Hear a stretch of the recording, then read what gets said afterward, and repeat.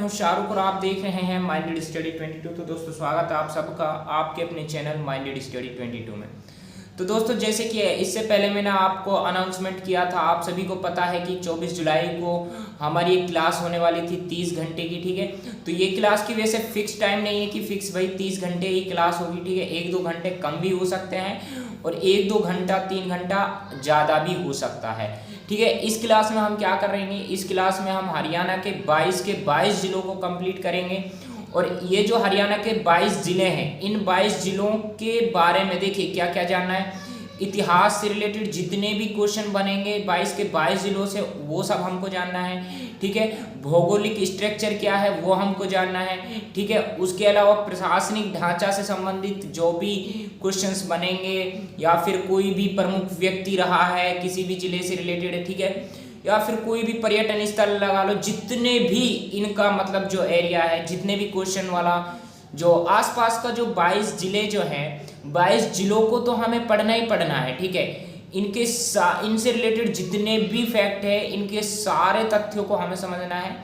और इसी के साथ में हमको इनके आसपास से जो क्वेश्चन बनते हैं ना, उन सभी क्वेश्चन को देखना है। ठीक है, तो ये जो क्लास है बहुत ही महत्वपूर्ण होने वाली है। ठीक है, चाहे आप HSSC के किसी भी कॉम्पिटिटिव एग्जाम की तैयारी कर रहे हो, अगर आप HSSC की तैयारी कर रहे हो, ठीक है, हरियाणा के या फिर किसी भी कॉम्पिटिटिव एग्जाम की तैयारी कर रहे हो, तो ये क्लास आप सबके लिए बहुत ही महत्वपूर्ण होने वाली है। बहुत कुछ आपको सीखने को मिलेगा। और जो ये मैं आपको बताऊंगा, ये जो लगभग हमारी जो मेहनत रही है, ये 20 दिन की मेहनत रही है। 20 दिन के अंदर हम 20 दिन से इसकी तैयारी कर रहे थे। तो जितने भी फैक्ट्स हमने उठाए हैं वो सारे इंपॉर्टेंट है और हमने इनसे रिलेटेड कुछ भी नहीं छोड़ा है। ठीक है, कुछ भी नहीं छोड़ा है। ये जो क्लास है 30 घंटे की क्लास है। आप सारे कॉफ़ी पेन पानी की बोतल लेके साथ में बैठ जाइए और जो कुछ मैं आपको बताता चल रहा हूँ सबको नोट करते हुए चलिए। और अगर आपको ये वीडियो पसंद आए, अच्छी लगे, ये क्लास आपको अच्छी लगे, ठीक है, आपको लगे कि हाँ भाई बिल्कुल हटके जो कंटेंट है, जो नीड जो होती है कॉम्पिटिटिव एग्जाम की, वो हमारी यहाँ पे पूरी होती है इस क्लास से, तो आप क्लास को लाइक करना बिल्कुल मत भूलिएगा और चैनल को सब्सक्राइब करना भी बिल्कुल मत भूलिएगा। ठीक है, क्लास को देखने से पहले आप ना ही लाइक कीजिए ना ही सब्सक्राइब कीजिए। क्यों? जब आपको लगे हाँ आपकी ज़रूरत के अकॉर्डिंग कंटेंट आपको इस चैनल पे मिल रहा है, तो आप फिर सब्सक्राइब करने से बिल्कुल भी मत चूकिएगा, लाइक और शेयर करने से बिल्कुल मत चूकिएगा। ठीक है, तो लगभग आप सभी अपने कॉफ़ी पेन लेके और पानी की बोतल लेके साथ में बैठ जाइए। आज की जो क्लास है बहुत लंबी होने वाली है और ये जो क्लास में जो पूरी क्लास जो देखेगा, मैं गारंटी ले रहा हूँ, मैं 100% ये बात बोल सकता हूँ कि उसकी जो हरियाणा जीके है, हरियाणा जीके में वो खुद को एक मजबूत बना सकता है। मतलब जो हरियाणा जीके से रिलेटेड जो भी क्वेश्चन आता है ना, उन सब से रिलेटेड है। अब मैं ये नहीं कह रहा हूँ कि भैया वो 30 घंटे में आप सारी हरियाणा पढ़ लोगे, सारी हरियाणा जीके तो 30 घंटे में कोई भी नहीं पढ़ पाएगा। लेकिन जो ज़्यादातर जो हरियाणा जीके है, ठीक है, जो बेसिक जो ज्ञान है, ठीक है, मतलब जो आपको पता होना चाहिए, ठीक है, वो आपको देखने को मिलेगा। ठीक है, अगर आप ये क्लास देखते हो, लास्ट तक देखते हो, एंड तक देखते हो, तो इस क्लास में आपको क्या है, इस क्लास में आपको जितने भी जो कुछ भी आप हरियाणा जीके में पढ़ोगे उससे रिलेटेड सारा कुछ आपको इसमें मिल जाएगा। ये मैं आपको विश्वास दिला सकता हूँ। ठीक है, ये क्लास इसीलिए मैं थोड़ा इस पर ज़्यादा बोल रहा हूँ क्योंकि आप सही से और ध्यान से इस क्लास को लीजिएगा। ठीक है, एक दिन में नहीं ले पाइए, 2 दिन में लीजिए, 3 दिन में लीजिए, 4 दिन में इसको आप देखते रहिए। ठीक है, लेकिन क्लास पूरी देखना, जितनी भी दिन में देख पाओ आप। ठीक है, ये आपकी मेहनत पे डिपेंड करता है, आप कितने घंटे रोजाना पढ़ते हो। तो ये आज की क्लास की हम करते हैं शुरुआत। और जो पहला जो जिला है हमारा वो है पानीपत जिला। ठीक है, तो पानीपत से हम शुरुआत करेंगे और 22 के 22 जिलों को कंप्लीट करेंगे। और 22 के 22 जिलों की जो भी क्वेश्चंस बनने वाले हैं सारे को इसमें आपको बताया जाएगा, कवर किया जाएगा। ठीक है, तो लगभग अब आप सभी जुड़ भी चुके हैं और अब हम करते हैं आज की क्लास की शुरुआत, जो कि बहुत ही महत्वपूर्ण क्लास होने जा रही है। देखिए, जो हमारा पहला जिला है वो है पानीपत। क्या है? पानीपत। तो पानीपत के बारे में हम पहले बात करते हैं। तो ठीक है, तो देखिए जब हम पानीपत जिले की बात करते हैं तो पानीपत का तो वैसे भी अपना बड़ा इतिहास रहा है। तो सबसे पहले हम देखिए स्टेप बाय स्टेप चलेंगे। पहले हम बात करते हैं पानीपत के नामकरण पर बात करते हैं। किस पे बात करते हैं? पानीपत के नामकरण पर बात करते हैं। देखिए अब आप सबने क्या महाभारत के युद्ध के बारे में तो सुना होगा, तो ये बिल्कुल डिटेल से बताते हुए चलूंगा, शांति पूर्वक आप सुनिएगा। महाभारत युद्ध के बारे में तो आप सबने सुना है। महाभारत का युद्ध कौन से क्षेत्र में लड़ा गया था? हरियाणा के कुरुक्षेत्र जिले में लड़ा गया था। ठीक है, अब पता नहीं, ये तो सब आपको पता है, हरियाणा के कुरुक्षेत्र जिले में महाभारत का युद्ध लड़ा गया था। किस किस के बीच लड़ा गया था भैया? कौरवों और पांडवों के बीच लड़ा गया था। किस किस के बीच लड़ा गया था? कौरव हो गए और आपके पांडव हो गए। ठीक है, तो कौरवों और पांडवों के बीच ये युद्ध लड़ा जाता है, महाभारत का युद्ध। ठीक है, अब जो पांडव जो थे, ठीक है, तो पांडवों ने क्या किया? पांडवों में सबसे जो बड़ा था उसका नाम था युधिष्ठिर। क्या था? युधिष्ठिर।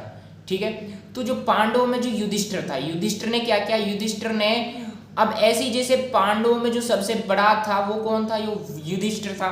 और जब हम कौरवों की बात करेंगे तो कौरवों में जो सबसे मतलब शक्तिशाली था वो कौन था? सबसे शक्तिशाली था दुर्योधन। कौन था? ये सारे देखिए बिल्कुल बेसिक से बताते हुए चलूंगा, कोई दिक्कत आपको नहीं है, बस आप क्लास को लास्ट तक जरूर देखिए, बने रहिए। अब जो ये कौरवों में जो दुर्योधन था और पांडवों में जो युधिष्ठिर था, ठीक है, इनके बीच में युद्ध लड़ा जाता है। कौरव और पांडवों के बीच में युद्ध लड़ा जाता है, और भी इनके साथ थे। ठीक है, भाई थे, 5 भाई थे पांडव हर। ठीक है, तो पांडव हर 5 भाई थे। तो सबसे बड़ा जो था वो युधिष्ठिर था। युधिष्ठिर ने दुर्योधन से 5 गांवों की मांग की थी। क्या की थी? 5 गांवों की मांग की थी। ठीक है, अब देखिए पानीपत के बारे में मैं आपको बता रहा हूँ। ठीक है, पेशेंस बनाए रखिए। अब जो ये युधिष्ठिर जो था, युधिष्ठिर ने क्या किया? युधिष्ठिर ने दुर्योधन से 5 गांवों की मांग की। ठीक है, अब जो ये 5 गांव थे, उन 5 गांवों में से एक गांव था आपका पानीपत। ठीक है, अब इन 5 गांवों के बारे में पहले आप जान लीजिए। 5 गांव कौन कौन से थे? देखिए एक तो आपका था पानप्रस्थ। क्या था? पानप्रस्थ। ठीक है, ये देखिए पानप्रस्थ हो जाएगा। एक तो था आपका पानप्रस्थ, जिसको आप पानीपत के नाम से जानते हो। एक आपका था सोनप्रस्थ। एक क्या था? एक आपका सोनप्रस्थ था। ठीक है, जिसको आप सोनीपत के नाम से जानते हो। एक आपका था इंद्रप्रस्थ। एक क्या हो जाएगा? एक हो जाएगा इंद्रप्रस्थ हो जाएगा आपका, जिसको आप दिल्ली के नाम से जानते हो। ठीक है, और एक आपका हो जाएगा, दिल्ली जो है ना, दिल्ली में पड़ता है इंद्रप्रस्थ। ठीक है, तो ये दिल्ली का ही प्राचीन नाम है। दरअसल में दिल्ली को प्राचीन समय में मतलब इंद्रप्रस्थ के नाम से जाना जाता था, जब आप बहुत ही प्राचीन समय में जाओगे। और एक गांव था तिलपत। ठीक है, ये तिलपत आपका कहाँ पड़ेगा? तिलपत आपका पड़ेगा फरीदाबाद में। ठीक है, और एक आपका था बागपत। ठीक है, ये जो एक आपका क्या हो जाएगा? एक आपका था बागपत। क्या है? बागपत। ये बागपत आपका पड़ेगा उत्तर प्रदेश में। ठीक है, और हाल ही में अभी क्या हुआ है, बागपत से जो शूटर दादी थी, शूटर दादी के नाम से फेमस थी। ठीक है, विश्व प्रसिद्ध थी, ये बागपत की ही रहने वाली थी, यूपी की। ठीक है, तो हाल ही में इसकी कोरोना कोविड-19 से क्या हुई थी? मृत्यु हो गई थी। ठीक है, तो शूटर दादी के नाम से किसको जाना जाता था? चंद्रा तोमर को जाना जाता था। चंद्रा तोमर का जो संबंध था वो कहाँ से था? बागपत से था। ठीक है, तो ये जो शूटर दादी का संबंध बागपत से था, तो बागपत को क्या क्या था? बागपत को युधिष्ठिर ने दुर्योधन से मांगा था। उन्हीं 5 गांवों में से एक था बागपत। एक आपका हो जाएगा पानप्रस्थ, जिसको आप वर्तमान टाइम में पानीपत के नाम से जानते हो। एक था आपका सोनप्रस्थ, जिसको आप वर्तमान टाइम में सोनीपत के नाम से जानते हो। और एक आपका हो जाएगा इंद्रप्रस्थ, जिसको आप वर्तमान टाइम में दिल्ली के नाम से जानते हो। और एक आपका हो जाएगा तिलपत, जो कि वर्तमान टाइम में कहाँ पर है? हरियाणा के फरीदाबाद जिले के अंदर पड़ेगा। ठीक है, हरियाणा के फरीदाबाद जिले के अंदर पड़ेगा। कहाँ पड़ेगा? हरियाणा के फरीदाबाद जिले के अंदर पड़ेगा। तिलपत को अब देखिए कभी भी पूछा जा सकता है, सारा इंपॉर्टेंट ही है यहाँ पे। अब जो ये फरीदाबाद में है, तिलपत गांव कौन सा मतलब हरियाणा के कौन से जिले में है? क्वेश्चन आ सकता है, तो ये बताना है फरीदाबाद के अंदर है। बागपत कहाँ पे है? यूपी में पड़ेगा, आपका उत्तर प्रदेश में पड़ेगा। ठीक है, अब उसके ये जो 5 गांव थे, ये 5 गांव किसने? युधिष्ठिर ने दुर्योधन से मांगे थे, यानी पांडवों ने दुर्योधन से मांगे थे। उनमें से एक गांव था आपका पानीपत। ठीक है, अब यहाँ तक क्लियर हो गई ये बात।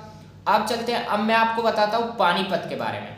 अब जो ये पानीपत था, उसमें पानीपत किस नाम से था? पानीपत का जो प्राचीन नाम क्या हो जाएगा? पानप्रस्थ हो जाएगा। ठीक है, अगर पानप्रस्थ ना हो, ऑप्शन में पानप्रस्थ नहीं होगा, तो क्या होगा? पांडुप्रस्थ होगा। ठीक है, क्या होगा? पांडुप्रस्थ। ठीक है, पानप्रस्थ या पांडुप्रस्थ। प्राचीन समय में पानीपत को पानप्रस्थ और पांडुप्रस्थ के नाम से जाना जाता था। ठीक है, यहाँ तक बात क्लियर हो गई है। अब बात आती है जो ये पानीपत जो है, ये पानीपत नाम किसके आधार पे पड़ा, मतलब किस बेस पे पानीपत नाम रखा गया था। ठीक है, तो ये जो पानीपत नाम की जब हम बात करेंगे तो पाणिनि का नाम आप सभी ने सुना होगा। ठीक है, पाणिनि ऋषि। अब पाणिनि ऋषि के नाम पर क्या है, पाणिनि ऋषि के नाम पर पड़ा है पानीपत का नाम। ठीक है, पाणिनि ऋषि के नाम पर पानीपत का नाम पड़ा है। पाणिनि ऋषि कौन थे, पाणिनि ऋषि जिसकी मतलब अष्टाध्यायी के बारे में आप सबने सुना होगा। अष्टाध्यायी के लेखक कौन थे, अष्टाध्यायी के लेखक थे पाणिनि। ठीक है, तो अष्टाध्यायी के जो लेखक थे वो अष्टाध्यायी के लेखक कौन हो जाएंगे, पाणिनि हो जाएंगे। तो पाणिनि जो अष्टाध्यायी या फिर आप बोल सकते हो व्याकरण शास्त्री। ठीक है, तो पाणिनि ने क्या किया था, व्याकरण, संस्कृत में व्याकरण लिखा था। ठीक है, ठीक है, अष्टाध्यायी आपका हो जाएगा। ठीक है, तो ये जो अष्टाध्याय है, अष्टाध्याय का जो अर्थ है, इसमें 8 अध्याय हैं। कितने अध्याय हैं, 8 अध्याय हैं। और ये पाणिनि की द्वारा लिखित ग्रंथ है, ये व्याकरण है। ठीक है, तो पाणिनि जो है व्याकरण शास्त्री है, संस्कृत भाषा में व्याकरण को लिखा था। ठीक है, तो ये आपको पता होना चाहिए। तो पाणिनि ऋषि के आधार पे पानीपत का क्या पड़ा था, पानीपत नाम रखा गया था।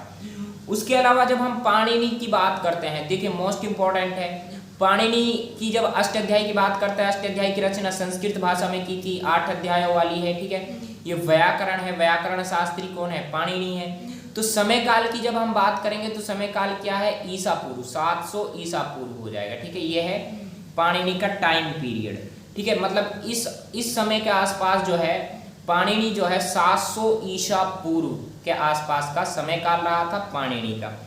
उससे पहले अब आप यहाँ से ही अंदाजा लगा सकते हो, जो पाणिनि थे, पाणिनि ने अष्टाध्यायी की रचना लगभग 700 ईसा पूर्व पहले कर दी थी। ठीक है, जो कि बहुत ही परिचित व्याकरण शास्त्र वाला ग्रंथ है। उसके अलावा हम बात करें पाणिनि के जन्म की, अगर बात करते हैं तो पाणिनि का जन्म कहाँ पे हुआ था। देखिए, पाणिनि का जन्म हुआ था सालातुला ग्राम में। ठीक है, यहाँ पे मैं लिख देता हूँ, पाणिनि का जन्म हुआ था सालातुला ग्राम में। अब ये जो सालातुला ग्राम है, ये सालातुला ग्राम वर्तमान में आपका कहाँ पड़ेगा, ये वर्तमान में आपका पंजाब वाले क्षेत्र में पड़ेगा। और देखिए, अब पंजाब वाला जो इलाका है ना, पंजाब का इलाका पाकिस्तान में भी है और भारत में भी है। तो पाकिस्तान के अंदर जो पंजाब है, पाकिस्तान वाला पंजाब है। ठीक है, तो पाकिस्तान के पंजाब में आपका पड़ेगा कौन, जो वहाँ पे पाणिनि का जन्म हुआ था, सालातुला ग्राम पंजाब में पड़ेगा। वर्तमान टाइम में पाकिस्तान के अंदर जो पेशावर वाला क्षेत्र है, पेशावर वाला क्षेत्र में पड़ेगा। ठीक है, कौन से क्षेत्र में, पेशावर वाले क्षेत्र में पड़ेगा। ठीक है, ये सारी चीज़ें आपको पता होनी चाहिए पाणिनि के बारे में। अब आगे चलते हैं, ये तो हो गया पानीपत का नामकरण। पानीपत को देखिए, पानीपत का नामकरण क्या है, पांडुप्रस्थ या पानप्रस्थ के नाम से जाना जाता था। ये दुर्योधन ने युधिष्ठिर ने दुर्योधन से 5 गांवों की मांग की। कौन कौन से थे 5 गांव, 5 गांव आपके हो जाएंगे, तिलपत, बागपत, इंद्रप्रस्थ। ठीक है, और आपका सोनीपत, पानप्रस्थ और सोनप्रस्थ। अब हम बात करते हैं उपनामों की बात करते हैं। देखिए, ये तो आपका पानीपत जो है, पानीपत को बुनकर नगरी के नाम से भी जाना जाता है। किस नाम से जाना जाता है, पानीपत को बुनकर नगरी के नाम से जाना जाता है। याद करते हुए, सब नोट करते हुए चलिए। और इसके अलावा देखिए, पानीपत को बुनकर नगरी, वस्त्र नगरी, इन सभी नामों से जाना जाता है। ठीक है, और पेट्रोकेमिकल हब के नाम से, या पेट्रोकेमिकल हब की जब बात आए तो पेट्रोकेमिकल हब की जब बात आए तो आपको सेलेक्ट करना है क्या, पानीपत करना है। जो पानीपत है इसको पेट्रोकेमिकल हब भी कहा जाता है, पेट्रोकेमिकल हब वाला जिला। ठीक है, पेट्रोकेमिकल हब वाला जिला कौन सा हो जाएगा आपका, पानीपत हो जाएगा। तो बुनकर नगरी के नाम से कौन से जिला को जाना जाता है, पानीपत को बुनकर नगरी के नाम से जाना जाता है। ठीक है, उसके अलावा पेट्रोकेमिकल हब भी कहा जाता है पानीपत को। तो ये आपका पानीपत का एक सामान्य परिचय था। अब हम यहाँ पे देखते हैं सामान्य परिचय देखते हैं। अभी तो हम पानीपत के नाम के बारे में डिस्कस किए हैं।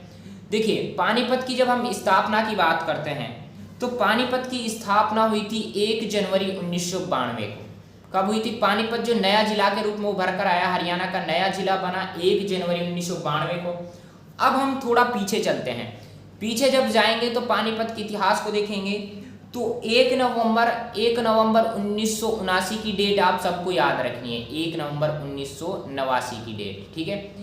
1 नवंबर 1989 को क्या हुआ, पानीपत पहली बार जिला बना, ठीक है, मतलब प्रथम बार जिले के रूप में सामने आया, मतलब हरियाणा का पहली बार जो पानीपत जो जिला बना था वो 1989 में बन गया, 1 नवंबर 1989 को। लेकिन फिर उसके कुछ समय बाद 1 नवंबर 1989 की जब हम बात करते हैं, 1 नवंबर 1989 को पानीपत को जिला बना दिया। लेकिन फिर कुछ समय बाद यानी 24 जुलाई 1991, यानी 24 जुलाई 1900, और आज भी कितनी तारीख है, आज भी 24 जुलाई है, ठीक है। तो 24 जुलाई 1991 को क्या हुआ, 24 जुलाई 1991 को वापिस पानीपत जिले को क्या कर दिया गया, करनाल जिले में मिला दिया गया। मतलब पानीपत हरियाणा का एकमात्र ऐसा जिला है जिसकी स्थापना 2 बार हुई। पानीपत जिले की स्थापना एक बार हुई, 2 बार हुई, ठीक है।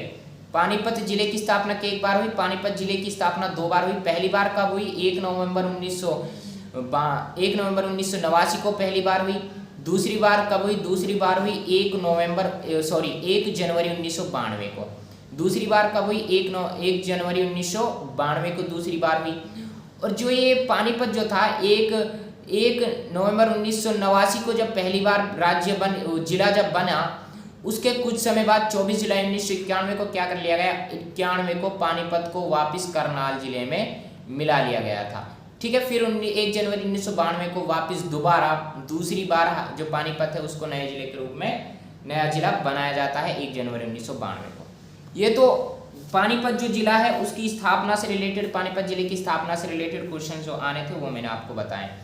अब बात करते हैं पानीपत के क्षेत्रफल की। पानीपत के क्षेत्रफल की जब हम बात करेंगे तो पानीपत का क्षेत्रफल है 1268 वर्ग किलोमीटर, ठीक है। कितना है, 1268 वर्ग किलोमीटर पानीपत का क्षेत्रफल है, ठीक है। अब हम बात करेंगे क्षेत्रफल की दृष्टि से हरियाणा का जो सबसे बड़ा जिला है वो कौन सा हो जाएगा, क्षेत्रफल की दृष्टि से। क्षेत्रफल की दृष्टि से हरियाणा का सबसे बड़ा जिला आपका हो जाएगा कौन सा, सिरसा हो जाएगा। कौन सा हो जाएगा, आपका सिरसा हो जाएगा। और क्षेत्रफल की दृष्टि से हरियाणा का सबसे छोटा जिला कौन सा हो जाएगा, सबसे छोटा जिला आपका हो जाएगा फरीदाबाद। कौन सा हो जाएगा, आपका फरीदाबाद क्षेत्रफल की दृष्टि से हरियाणा का सबसे छोटा जिला हो जाएगा। सबसे बड़ा जिला क्षेत्रफल की दृष्टि से सिरसा हो जाएगा। और जो पानीपत का जो क्षेत्रफल है, पानीपत का क्षेत्रफल कितना है, पानीपत का क्षेत्रफल है 1268 वर्ग किलोमीटर। जनसंख्या की हम बात करें तो जनसंख्या की दृष्टि जो जनसंख्या पानीपत की जनसंख्या कितनी है, 12,05,437। 12,05,437 जो है पानीपत की जनसंख्या है। टोटल जनसंख्या पानीपत की कितनी है, 12 लाख है। मतलब 12 लाख है तो मतलब 10 लाख से ज़्यादा है। 12 लाख आपको याद रखना है, 12 लाख के आसपास जो जनसंख्या है वो पानीपत की है। जब हम बात करें हरियाणा का सर्वाधिक जनसंख्या वाला जिला आपका कौन सा हो जाएगा, हरियाणा का सर्वाधिक जनसंख्या वाला जिला आपका हो जाएगा फरीदाबाद। अब कितनी जनसंख्या है फरीदाबाद के अंदर, हरियाणा का सर्वाधिक जनसंख्या वाला जिला फरीदाबाद है। कितनी जनसंख्या है, तो जनसंख्या है 18 लाख से ज़्यादा, ठीक है, 18 लाख से अधिक है, ठीक है। और पानीपत की जनसंख्या कितनी है, पानीपत की जनसंख्या 12 लाख है। तो फरीदाबाद जो कि हरियाणा का सर्वाधिक जनसंख्या वाला जिला है, इसकी जनसंख्या 18 लाख से अधिक है, ठीक है। 18,09,733 है, ठीक है। 18,09,733 आपकी फरीदाबाद की जनसंख्या हो जाएगी, जो कि हरियाणा के सर्वाधिक जनसंख्या वाला जिला है। अब हम बात करते हैं, चलिए आगे बात करते हैं। अब देखिए जनसंख्या घनत्व वाले जिले की जब हम बात करेंगे, जनसंख्या घनत्व जो है पानीपत का 951 है। कितना है, जनसंख्या घनत्व आपका हो जाएगा 951। पानीपत जिले का जो जनसंख्या घनत्व है वो 951 व्यक्ति प्रति वर्ग किलोमीटर है, ठीक है। अब हम बात करें जनसंख्या घनत्व की दृष्टि से, हरियाणा का सर्वाधिक जनसंख्या घनत्व वाला हरियाणा का कौन सा जिला है, ये भी आपका फरीदाबाद हो जाएगा। कौन सा हो जाएगा, फरीदाबाद हो जाएगा, ये भी आपका फरीदाबाद की याद रखिए। देखिए फरीदाबाद जो है क्षेत्रफल की दृष्टि से पहली बात तो सबसे छोटा जिला है, जनसंख्या की दृष्टि से हरियाणा का सबसे बड़ा जिला है, सर्वाधिक जनसंख्या वाला जिला है। और जब जनसंख्या घनत्व की बात करेंगे तो सर्वाधिक जनसंख्या घनत्व वाला जिला भी आपका फरीदाबाद हो जाएगा, ठीक है। ये आपको पता होना चाहिए। जनसंख्या घनत्व कितना है पानीपत का, 951 हो जाएगा, ठीक है। कितना है, 951 है। लिंगानुपात की अगर बात करेंगे, लिंगानुपात कितना हो जाएगा, 864 लिंगानुपात है पानीपत का। अब जो पानीपत का लिंग अनुपात है कितना है, पानीपत का लिंग अनुपात चलिए 864 है, लेकिन हरियाणा का सर्वाधिक लिंग अनुपात वाला जिला कौन सा है, सर्वाधिक लिंग अनुपात वाला जिला आपका हो जाएगा मेवात। हरियाणा का सर्वाधिक लिंग अनुपात वाला जिला आपका हो जाएगा मेवात, जिसको आप नुहू के नाम से भी जानते हैं, ठीक है। तो हरियाणा का सर्वाधिक लिंग अनुपात की जब बात की जाए, किसकी लिंग अनुपात की बात की जाए, तो लिंग अनुपात वाला जिला कौन सा है, सर्वाधिक लिंग अनुपात वाला जिला है नुहू यानी मेवात। कितना लिंग अनुपात है, 907 महिलाएं प्रति 1000 पुरुषों पर, ठीक है। 907 महिलाएं हैं मेवात के अंदर प्रति 1000 पुरुषों पर, और इसी के साथ में जो मेवात है हरियाणा का सर्वाधिक लिंग अनुपात वाला जिला है। साक्षरता दर की बात करेंगे तो साक्षरता दर में सबसे कम साक्षरता दर वाला जिला कौन सा है, वो भी आपका मेवात है, ठीक है। सबसे कम साक्षरता दर वाला जिला आपका कौन सा हो जाएगा, वो भी मेवात है। कितनी साक्षरता दर है, 54 कुछ परसेंट है, ठीक है, लगभग 54 कुछ परसेंट है, मैं ये नहीं कह सकता हूँ, ठीक है। तो कहने का मतलब ये है कि 54% के आसपास जो है वो मेवात की साक्षरता दर है, और 54% के साथ में ही जो मेवात जो है हरियाणा का सबसे कम साक्षरता दर वाला जिला है। लेकिन सब सर्वाधिक लिंग अनुपात वाला जिला कौन सा है, मेवात है, 907 है।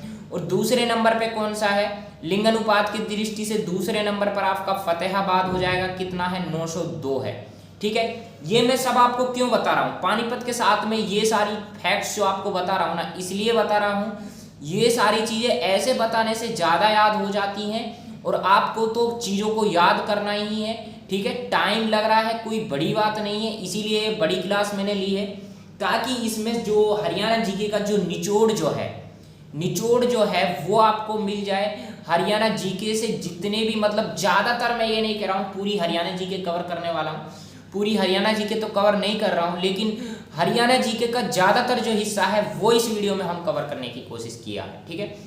तो आगे चलते हैं साक्षरता दर की। जब पानीपत के साक्षरता दर की बात करेंगे तो पानीपत की साक्षरता दर कितनी है, 75 कितनी हो जाएगी, 75.94%, यानी 75.94% हो जाएगी पानीपत की जो साक्षरता दर है, ठीक है। अब हम बात करते हैं अब हम बात करते हैं तहसील की बात करते हैं।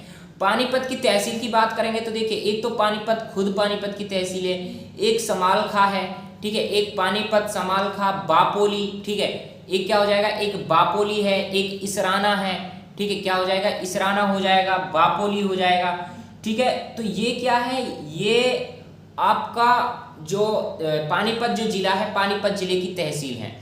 और जब हम बात करते हैं ना बापोली की जब हम बात करते हैं तो बापोली में क्या किया गया था, बापोली में देश का सबसे बड़ा तेल शोधक कारखाना, यहाँ पे मैं आपको बता देता हूँ, देश का सबसे बड़ा तेल शोधक कारखाना क्या है, तेल शोधक कारखाना 1980 में स्थापित किया गया पानीपत के बापोली के अंदर, ठीक है। पानीपत की तहसील जो है ना ये बापोली में 1980 में क्या किया गया, भारत देश का जो सबसे बड़ा तेल शोधक कारखाना है वो स्थापित किया गया था। मोस्ट इंपॉर्टेंट है, याद रख लीजिएगा, नोट कर लीजिएगा, ठीक है। अब जो बापोली, पानीपत, समालखा, इसराना और एक मडलोड़ा, ये क्या है, ये पानीपत की तहसील है। कितनी तहसील है, 5 तहसील है। चलिए आगे चलते हैं, ये आपकी हो गई पानीपत की तहसील। आगे चलते हैं, अब बात करते हैं उप तहसील की। जो पानीपत जो जिला है, याद रखिए, पानीपत जो जिला है, पानीपत हरियाणा का एकमात्र ऐसा जिला है जिसके अंदर एक भी उप तहसील नहीं है, मतलब उप तहसीलों की संख्या है ही नहीं। उप तहसील पानीपत जिले के अंदर है ही नहीं। तहसीलों की संख्या कितनी है, 5 है।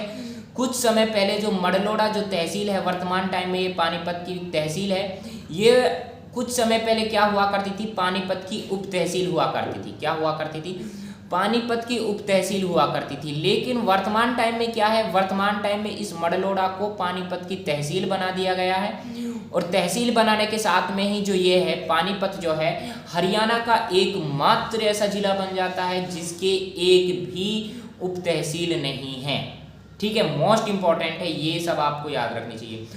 अब आप कमेंट बॉक्स में जल्दी से छाप दीजिए कि हरियाणा के अंदर कुल तहसीलों की संख्या कितनी है, ठीक है। इसके अलावा आप छापिए हरियाणा के अंदर कुल तहसीलों की संख्या कितनी है, कुल उप तहसीलों की संख्या कितनी है, ये दोनों चीज़ें आप छाप दीजिए कमेंट बॉक्स में।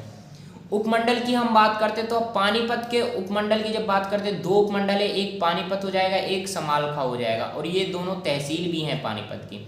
खंड की बात करेंगे तो खंड हो जाएगा पानीपत, इसराना, मडलोड़ा, समालखा, सनोली और बापोली। मेनली यहाँ आपको एक सनोली ऐड कर देना है। बाकी जो पानीपत की जो 5 तहसील हैं, पानीपत, इसराना, मडलोड़ा, समालखा और बापोली, ये पांचों क्या है, पानीपत की तहसील भी हैं और पानीपत के क्या है, पानीपत के मंडल खंड भी है, सॉरी खंड भी हो जाएगा। इसमें खंड में एक और आपको बस ऐड करना है, वो क्या हो जाएगा, सनोली हो जाएगा। ठीक है, तो पानीपत के अंदर 6 खंड हैं, 5 तहसील हैं। ठीक है, आगे चलते हैं। अब हम बात करें पानीपत के प्रमुख खनिज की, अगर बात करें तो पानीपत का प्रमुख खनिज हो जाएगा गंधक। ठीक है, प्रमुख खनिज कौन सा है पानीपत वाले क्षेत्र में, पानीपत वाले क्षेत्र में पानीपत जिले का जो प्रमुख खनिज जो है वो गंधक है। और स्थिति की अगर हम बात करें, पानीपत की स्थिति की अगर हम बात करें तो पानीपत की स्थिति को मैं आपको दिखाता हूं मानचित्र पर। ठीक है, ये आपके सामने मानचित्र है और इस मानचित्र में आप पानीपत को देखिए। ये पानीपत आपको देखिए यहाँ पे दिखाई दे रहा है। ठीक है, यहाँ पे देखिए ये आपका हो जाएगा पानीपत। 1 मिनट में यहाँ पे कलम ले लेता हूँ। ये आपका क्या है, ये आपका पानीपत है। अब यहाँ से आप देखिए इसको देख सकते हो, ये आपका पानीपत है। ठीक है, ये पानीपत है। इसके देखिए थोड़ी सी पानीपत के जब आप साइड में देखोगे, पानीपत के जब आप पश्चिम में देखोगे तो पश्चिम में आपका क्या लगा हुआ है, पश्चिम में आपका जींद लगा हुआ है। ठीक है, फिर आप उत्तर में देखोगे, उत्तर में आपका क्या लगा हुआ है, उत्तर में आपका करनाल लगा हुआ है। ठीक है, जब यहाँ पे आप देखोगे पूर्व में, जब आप देखोगे तो पूर्व में आपका यूपी लगा हुआ है, मतलब जो उत्तर प्रदेश है, उत्तर प्रदेश राज्य से पानीपत सीमा बनाता है। ठीक है, तो पूर्व में बनाता है उत्तर प्रदेश से, उत्तर में करनाल जो जिला है, हरियाणा का करनाल जिला से ही बनाता है, पश्चिम में जींद जिले से बनाता है, और दक्षिण में जब हम देखेंगे तो दक्षिण में आपका बनाएगा सोनीपत से। किससे, सोनीपत से बनाएगा।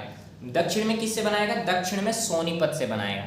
अब जो ये पानीपत जो है, अब देखिए फिर से याद करने के लिए देखिए, पानीपत की जब हम बात कर रहे हैं, ये जो कुल जो ये वाला जो इतना एरिया है, पानीपत जितने एरिया में है, ये कितना क्षेत्रफल है इसका, क्षेत्रफल है इसका टोटल 1268 वर्ग किलोमीटर। कितना है, अभी बताया था ना मैंने आपको, 1268 वर्ग किलोमीटर है।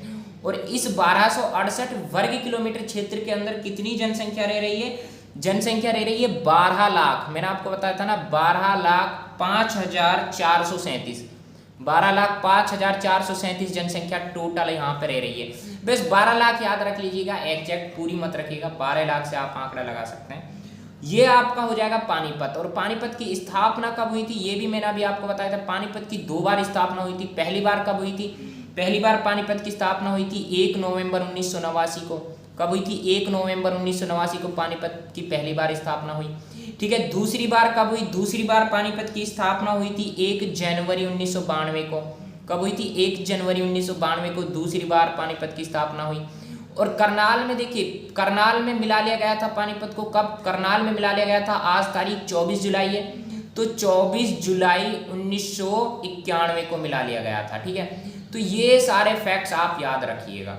उससे पहले के जो था वो जो पानीपत जो जिला था आपका 1 नवंबर 1900 पहले है, वो किसका, कौन से जिले का हिस्सा था, वो करनाल जिले का हिस्सा था। करनाल जिले से अलग कर ही 1 नवंबर 1989 को पहली बार जो है पानीपत वो जिला के रूप में उभर कर आया था। ठीक है, तो ये आपका पानीपत हो जाएगा। अब देखिए, अब हम हरियाणा जी के पढ़ रहे हैं, तो मेरा मानना ये है कि जो मैप जो है हरियाणा का, ये सबसे मोस्ट इम्पॉर्टेंट है। इसकी वजह से, हरियाणा के मैप की वजह से, हरियाणा के नक्शे की वजह से आप बहुत सारी चीज़ों को याद रख सकते हो। और जो हरियाणा जो राज्य है, उसकी एक अलग जो समझ है वो आपको हरियाणा के मैप से मिलती है। तो हम यहाँ पे क्या करते हैं, हरियाणा के मैप को कंप्लीटली देख लेते हैं। ठीक है, उसके बाद हम पानीपत जिले को आगे शुरू करते हैं। देखिए, जब हम बात करेंगे आपके, ये आपका जो है, ये आपका हो जाएगा हरियाणा का मैप। ठीक है, ये कौन सा मैप है, ये हरियाणा का आपका मैप है, हरियाणा का मानचित्र है। अब हम इसकी बात करेंगे, इसको देखिए आप इस तरीके से, आप अपनी सुविधा के लिए, समझ के लिए आप बांट सकते हो इस तरीके से। ये आपका हो जाएगा उत्तर दिशा हो जाएगी। ठीक है, ये आपकी हो जाएगी दक्षिण दिशा, ये आपकी हो जाएगी पश्चिम, और ये आपकी हो जाएगी पूर्व। ठीक है, तो ये आपकी पश्चिम, पूर्व, उत्तर, दक्षिण। अब देखिए, पश्चिम से हम शुरुआत करते हैं। ठीक है, पश्चिम से जब हम शुरुआत करेंगे तो सबसे पहले सिरसा की बात आ रही है। सिरसा जो है, सिरसा हरियाणा का सर्वाधिक क्षेत्रफल वाला जिला है, ठीक है। और सर्वाधिक गेहूं उत्पादन कहाँ पे होता है? सर्वाधिक गेहूं उत्पादन भी सिरसा के अंदर होता है। सर्वाधिक गेहूं उत्पादन वाला जिला आपका कौन सा हो जाएगा? सर्वाधिक गेहूं उत्पादन वाला जिला आपका सिरसा हो जाएगा। और सर्वाधिक गेहूं, देखिए एक कपास और गेहूं उत्पादन वाला, दोनों की बात जब हम करते हैं, कपास की भी और गेहूं की भी, सर्वाधिक कपास और गेहूं उत्पादन वाला जिला कौन सा हो जाएगा? आपका सिरसा हो जाएगा।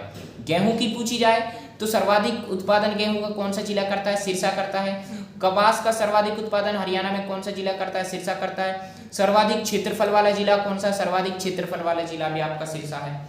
अब सिरसा के थोड़ी, आप सिरसा के देखिए, सिरसा के पूर्व में चलिए, पश्चिम से पूर्व की ओर जाएंगे ना, तो सिरसा के पूर्व में जब आप जाओगे, सिरसा से फतेहाबाद सीमा लगा रहा है, ठीक है। तो फतेहाबाद हो गया।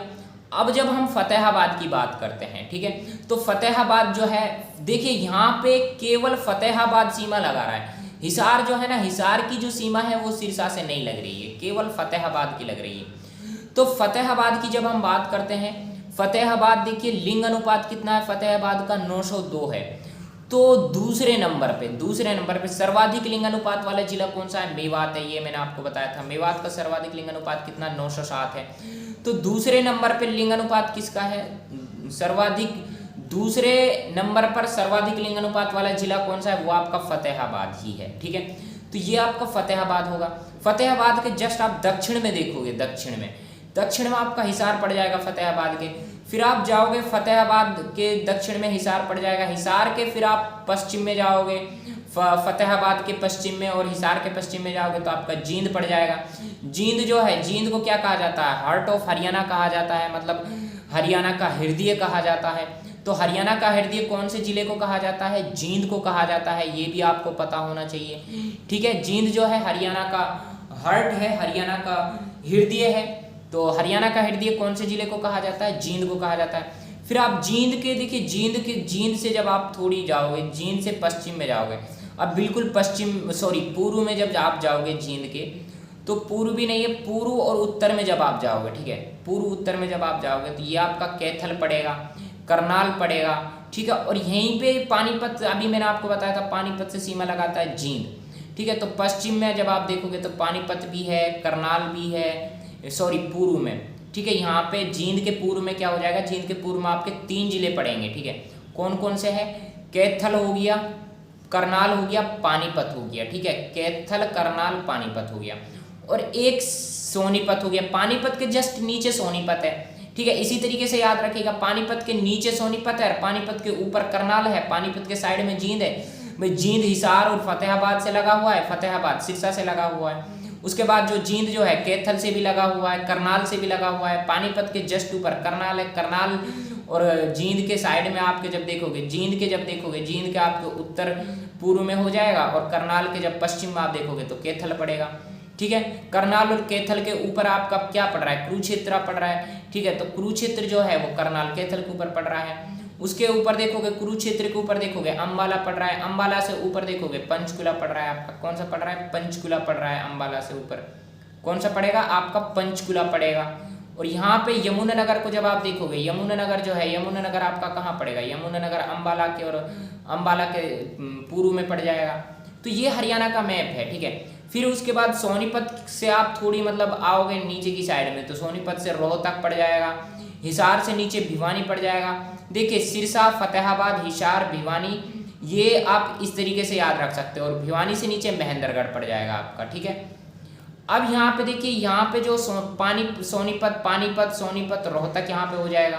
ये आपका झज्जर हो जाएगा, ठीक है। और ये आपका रेवाड़ी हो जाएगा। क्या हो जाएगा? रेवाड़ी हो जाएगा। ये रेवाड़ी झज्जर से लगा हुआ है, गुरुग्राम से लगा हुआ है, फरीदाबाद से लगा हुआ है, मेवात, फरीदाबाद, मेवात, पलवल, ये सब पास में ही है। गुरुग्राम हो गया, मेवात हो गया, ठीक है, और पलवल आपका हो गया, और फरीदाबाद हो गया, ठीक है।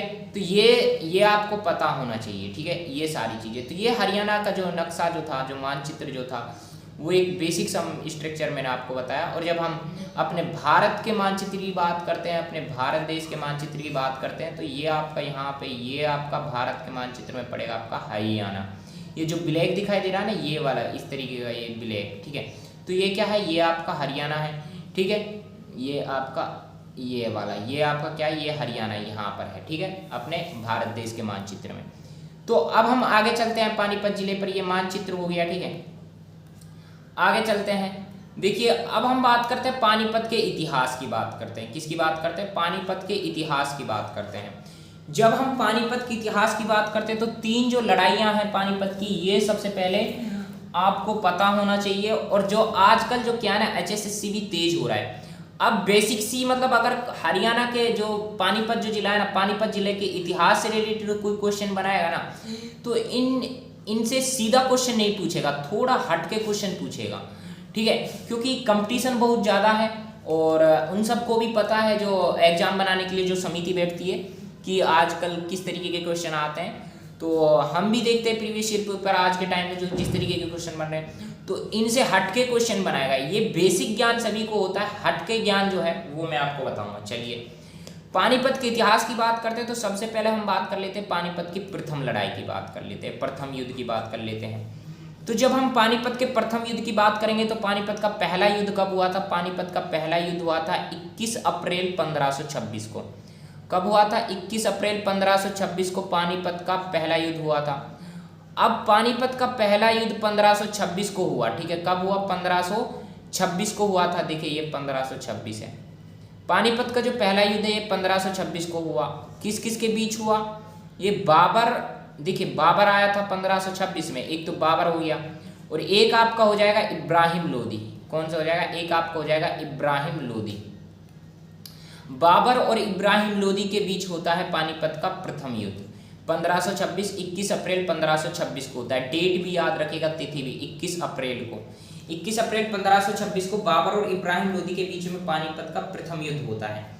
अब जो पानीपत का प्रथम युद्ध जो हुआ, इसमें जीत किसकी हुई? जीत इसमें बाबर की हुई, ठीक है। ये था बेसिक स्ट्रक्चर, मतलब जो बेसिक इन्फॉर्मेशन है जो आप सभी को पहले से ही पता है। जीत किसकी हुई? बाबर की हुई थी। इब्राहिम लोदी को यहीं पे मार दिया जाता है और मारने के बाद फिर इब्राहिम लोदी का जो मकबरा है वो भी पानीपत के अंदर ही है, ये भी आपको पता है। अब देखिए हम बात करते हैं, पहले तो बात कर लेते हैं बाबर की, बात कर लेते हैं, ठीक है।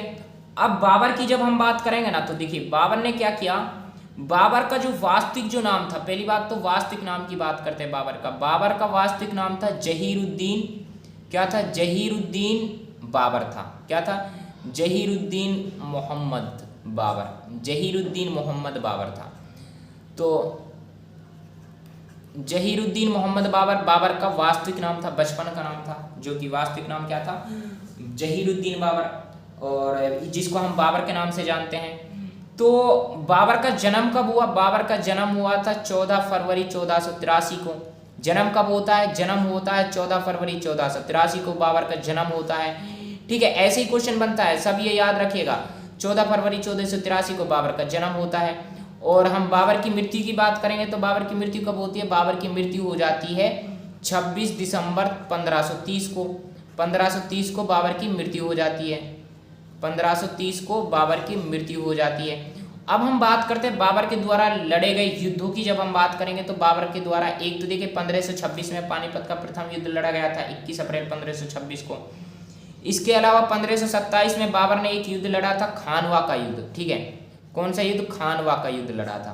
खानवा का युद्ध, जो खानवा का युद्ध है, ये खानवा का युद्ध बाबर ने कब लड़ा? बाबर ने ये लड़ा था 1527 में लड़ा था, ठीक है। 17 मार्च 1527 में, 17 मार्च 1527 में बाबर ने खानवा का युद्ध लड़ा। और इस खानवे के युद्ध में, खानवा का जो युद्ध हुआ था 1527 में, बाबर और किस किस के बीच में हुआ था? जिसको पता है कमेंट बॉक्स में जल्दी से छापिए। एक तो थे इसमें बाबर, ठीक है, एक तो हो जाएंगे आपके बाबर ही हो जाएंगे, और एक था राणा सांगा, ठीक है।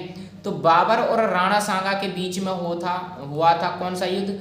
खानवा का युद्ध। कब हुआ था? 17 मार्च 1527 को हुआ था, ठीक है। जीत किसकी हुई थी? जीत इसमें बाबर की हुई थी, ठीक है।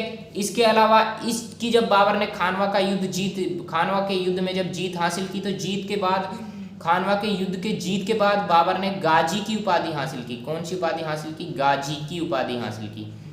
कौन सी उपाधि? गाजी की उपाधि हासिल की थी बाबर ने। इसके बाद 1528 की अगर हम बात करें तो 1528 में बाबर ने चंदेरी का युद्ध लड़ा।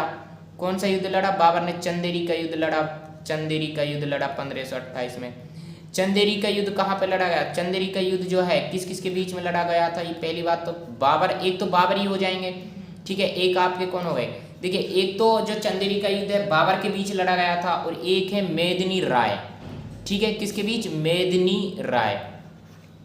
तो देखिए मैं ये सारी चीज़ें आपको क्यों बता रहा हूँ, क्योंकि ये सारी चीज़ें आपके लिए बहुत मोस्ट इंपॉर्टेंट है, जरूरी हैं, ठीक है। तो बाबर जो है, बाबर और जो मेदिनी राय है, बाबर और मेदिनी राय के बीच क्या हुआ था? चंदेरी का युद्ध हुआ था। कब हुआ था? 1528 में हुआ था।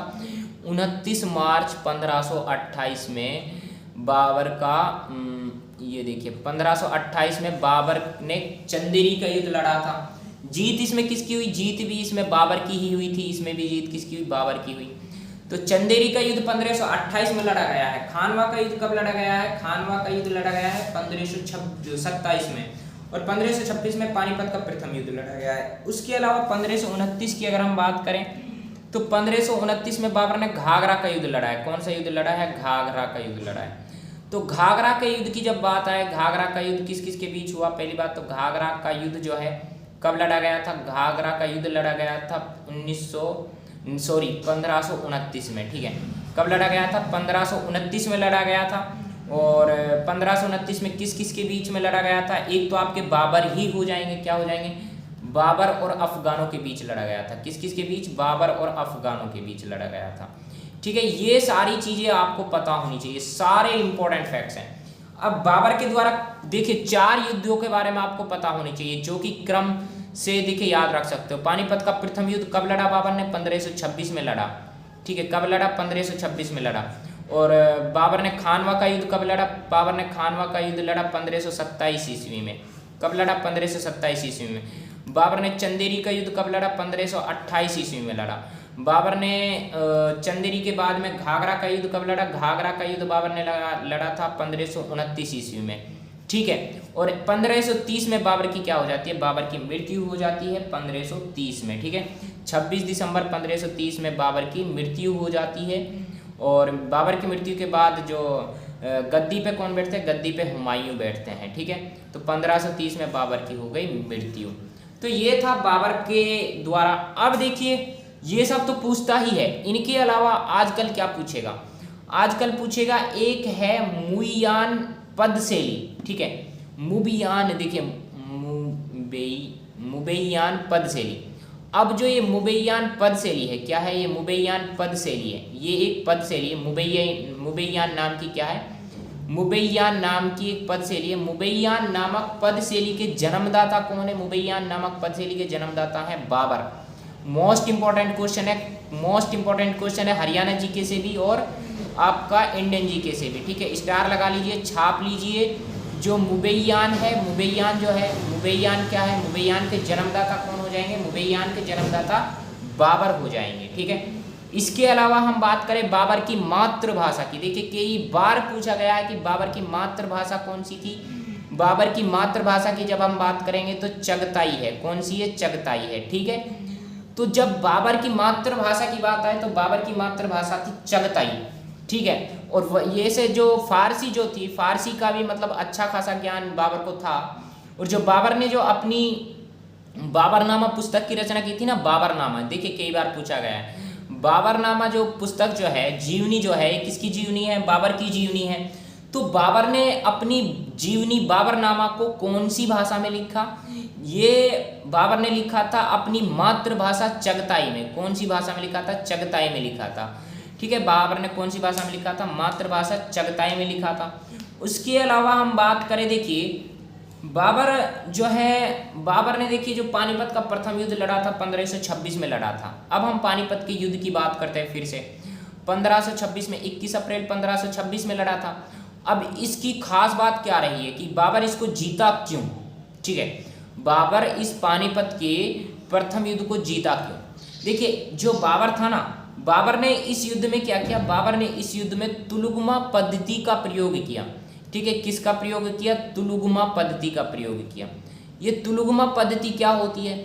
ये तुलुगमा पद्धति का प्रयोग किया बाबर ने जो पानीपत का प्रथम युद्ध था। और ये जो है भारत के अंदर किसी युद्ध में सबसे पहली बार तुलुगमा पद्धति का जो प्रयोग जो हुआ था वो पानीपत के प्रथम युद्ध में बाबर के द्वारा हुआ था। तो ये तुलुगमा जो पद्धति है ना, तुलुगमा पद्धति, ये मोस्ट इंपॉर्टेंट है, ठीक है। तो तुलुगमा पद्धति के बारे में भी आपको पता होनी चाहिए। तो तुलुगमा पद्धति का प्रयोग बाबर ने पानीपत के प्रथम युद्ध में 21 अप्रैल 1526 को किया था। ये तुलुगमा पद्धति होती क्या है, देखिए मान लीजिए ये है एक तरफ ये बाबर की सेना हो गई, ठीक है, इस वाले एरिया में बाबर की सेना है और इस वाले एरिया में आपकी इब्राहिम लोदी की सेना है, ठीक है, मान लीजिए इब्राहिम लोदी की सेना है। तो मतलब कहने का मतलब ये है, ये जो पूरा क्षेत्र जो हो गया ये हो गया आपका क्या, ये युद्ध का मैदान हो गया जिसमें दोनों तरफ के एक दूसरे के जो शत्रु हैं वो खड़े हुए हैं। तो अब जो बाबर की जो सेना है इसने क्या किया, बाबर की सेना यहाँ पे इस तरीके से जाएगी, ठीक है, इस तरीके से जाएगी, ये इस तरीके से फैलती हुई जाएगी, ठीक है। मतलब सामने से कुछ जो सेना है, कुछ सैनिक है सामने जाएंगे और जो बाकी के सैनिक है, जो पीछे वाले जो सैनिक होंगे वो क्या करेंगे, पीछे से ऐसे आगे आते जाते होंगे, ऐसे ये बगल में जाते हुए पीछे से इनको घेर लेंगे, ठीक है। अब जो ये इस तरीके से जो घेरते हैं, ठीक है, तो ये ही जो पद्धति होती है, इसी पद्धति को क्या कहते हैं, इसी पद्धति को तुलुगमा पद्धति कहते हैं। तो बाबर की सेना ने क्या किया था, बाबर की सेना ने मतलब इसी तरीके से बगल से जाते हुए, ठीक है, तुलुगमा पद्धति यही है कि इधर से आया और जो इब्राहिम लोदी की जो सेना थी उसको चारों तरफ से घेर लिया था, ठीक है। और क्या हो जाता है, यहीं पे बाबर तुलुगमा पद्धति का प्रयोग जो है यही तुलुगमा पद्धति होती है। तो तुलुगमा पद्धति का प्रयोग करते हैं बाबर और जीत जाते हैं। अब जो ये तुलुगमा पद्धति जो है, तुलुगमा जो पद्धति है ये बाबर ने सीखी कहाँ से, ठीक है। ये जो तुलुगमा पद्धति थी ये बाबर ने सीखी थी सेबानी से, ठीक है, किससे सीखी थी, सेबानी से सीखी थी। अब देखिए बाबर ने तुलुगमा पद्धति कहाँ से सीखी, सेबानी से सीखी। कौन से युद्ध में सीखी, शेर ए कुल के युद्ध में सीखी। कौन से युद्ध में सीखी, शेर ए कुल के युद्ध में सीखी, ठीक है। तो शेर ए कुल के युद्ध की जब बात आए तो आपको बता देना है कि शेर ए कुल के युद्ध में बाबर ने क्या सीखी थी, बाबर ने तुलुगमा पद्धति सीखी थी, ठीक है। तो किससे सीखी थी, सेबानी से सीखी थी। और इसी तुलुगमा पद्धति का बाबर ने पानीपत के प्रथम युद्ध में 21 अप्रैल 1526 को क्या किया था, प्रयोग किया था, ठीक है। और इसी की वजह से जो बाबर हैं वो क्या कर जाते हैं, युद्ध को जीत जाते हैं। उसके अलावा हम आपको बताते हैं बाबर के बारे में। बाबर ने क्या किया, बाबर ने जो ये तुलुगमा जो पद्धति थी, जो जिसका तुलुगमा का प्रयोग किया था, ये सेबानी से सीखी थी। लेकिन जो ये तुलुगमा जो पद्धति ना, ये तुलुगमा पद्धति ज़्यादातर जो प्रचलित थी ये उज्बेक लोगों में प्रचलित थी। कौन से लोगों में प्रचलित थी, ये उज्बेक लोगों में प्रचलित थी। कौन से लोगों में प्रचलित थी, उज्बेक लोगों में प्रचलित थी ये, ठीक है। तो कभी भी पूछा जा सकता है कि जो तुलुगमा जो पद्धति है इसका जो प्रयोग किया था भारत में सबसे पहले किसने किया था, बाबर ने किया था। कौन से युद्ध में किया, पानीपत के प्रथम युद्ध में किया था। कौन से दिन किया था, 21 अप्रैल 1526 को किया था। किसके खिलाफ किया, इब्राहिम लोदी की सेना के खिलाफ किया और युद्ध भी बाबर जीत जाते हैं। अब इसकी खास बात यह है, ये जो पद्धति थी ना तुलुगमा पद्धति, ये किसकी पद्धति थी, उज्बेक लोगों की में पद्धति थी, मतलब उज्बेक लोगों में ये प्रचलित थी। तो क्वेश्चन पूछा जा सकता है कि जो तुलुगमा पद्धति है किन लोगों में प्रचलित थी, ये उज्बेक लोगों में प्रचलित थी, ठीक है। अब हम आगे चलते हैं। अब जो ये उज्बेक जो लोग थे, उज्बेक लोग क्या करते थे, ज्यादातर युद्धों में तुलुगमा पद्धति का यूज करते थे। तो अब हमने बाबर के बारे में तो जान लिया है कि प्रथम युद्ध जो हुआ था, पानीपत का प्रथम युद्ध हुआ था, बाबर और किस किस के बीच हुआ था, बाबर और इब्राहिम लोदी के बीच में हुआ था। अब हम जानेंगे इब्राहिम लोदी के बारे में। किसके बारे में, इब्राहिम लोदी के बारे में, ठीक है। तो इब्राहिम लोदी के बारे में जान लेते हैं। देखिए इब्राहिम लोदी जो था, पहली बात तो पानीपत के प्रथम युद्ध में हारा था, ठीक है, पराजित हुआ। दूसरी बात, पानीपत जो इब्राहिम लोदी जो है दिल्ली सल्तनत का अंतिम सुल्तान था। क्या था, दिल्ली सल्तनत का। दिल्ली सल्तनत की जब हम बात करते हैं तो जल्दी से आप बताइएगा दिल्ली सल्तनत की स्थापना कौन सी सन में हुई। बहुत आसान क्वेश्चन है, जल्दी से कमेंट बॉक्स में फटाफट आप छाप दीजिए, ठीक है।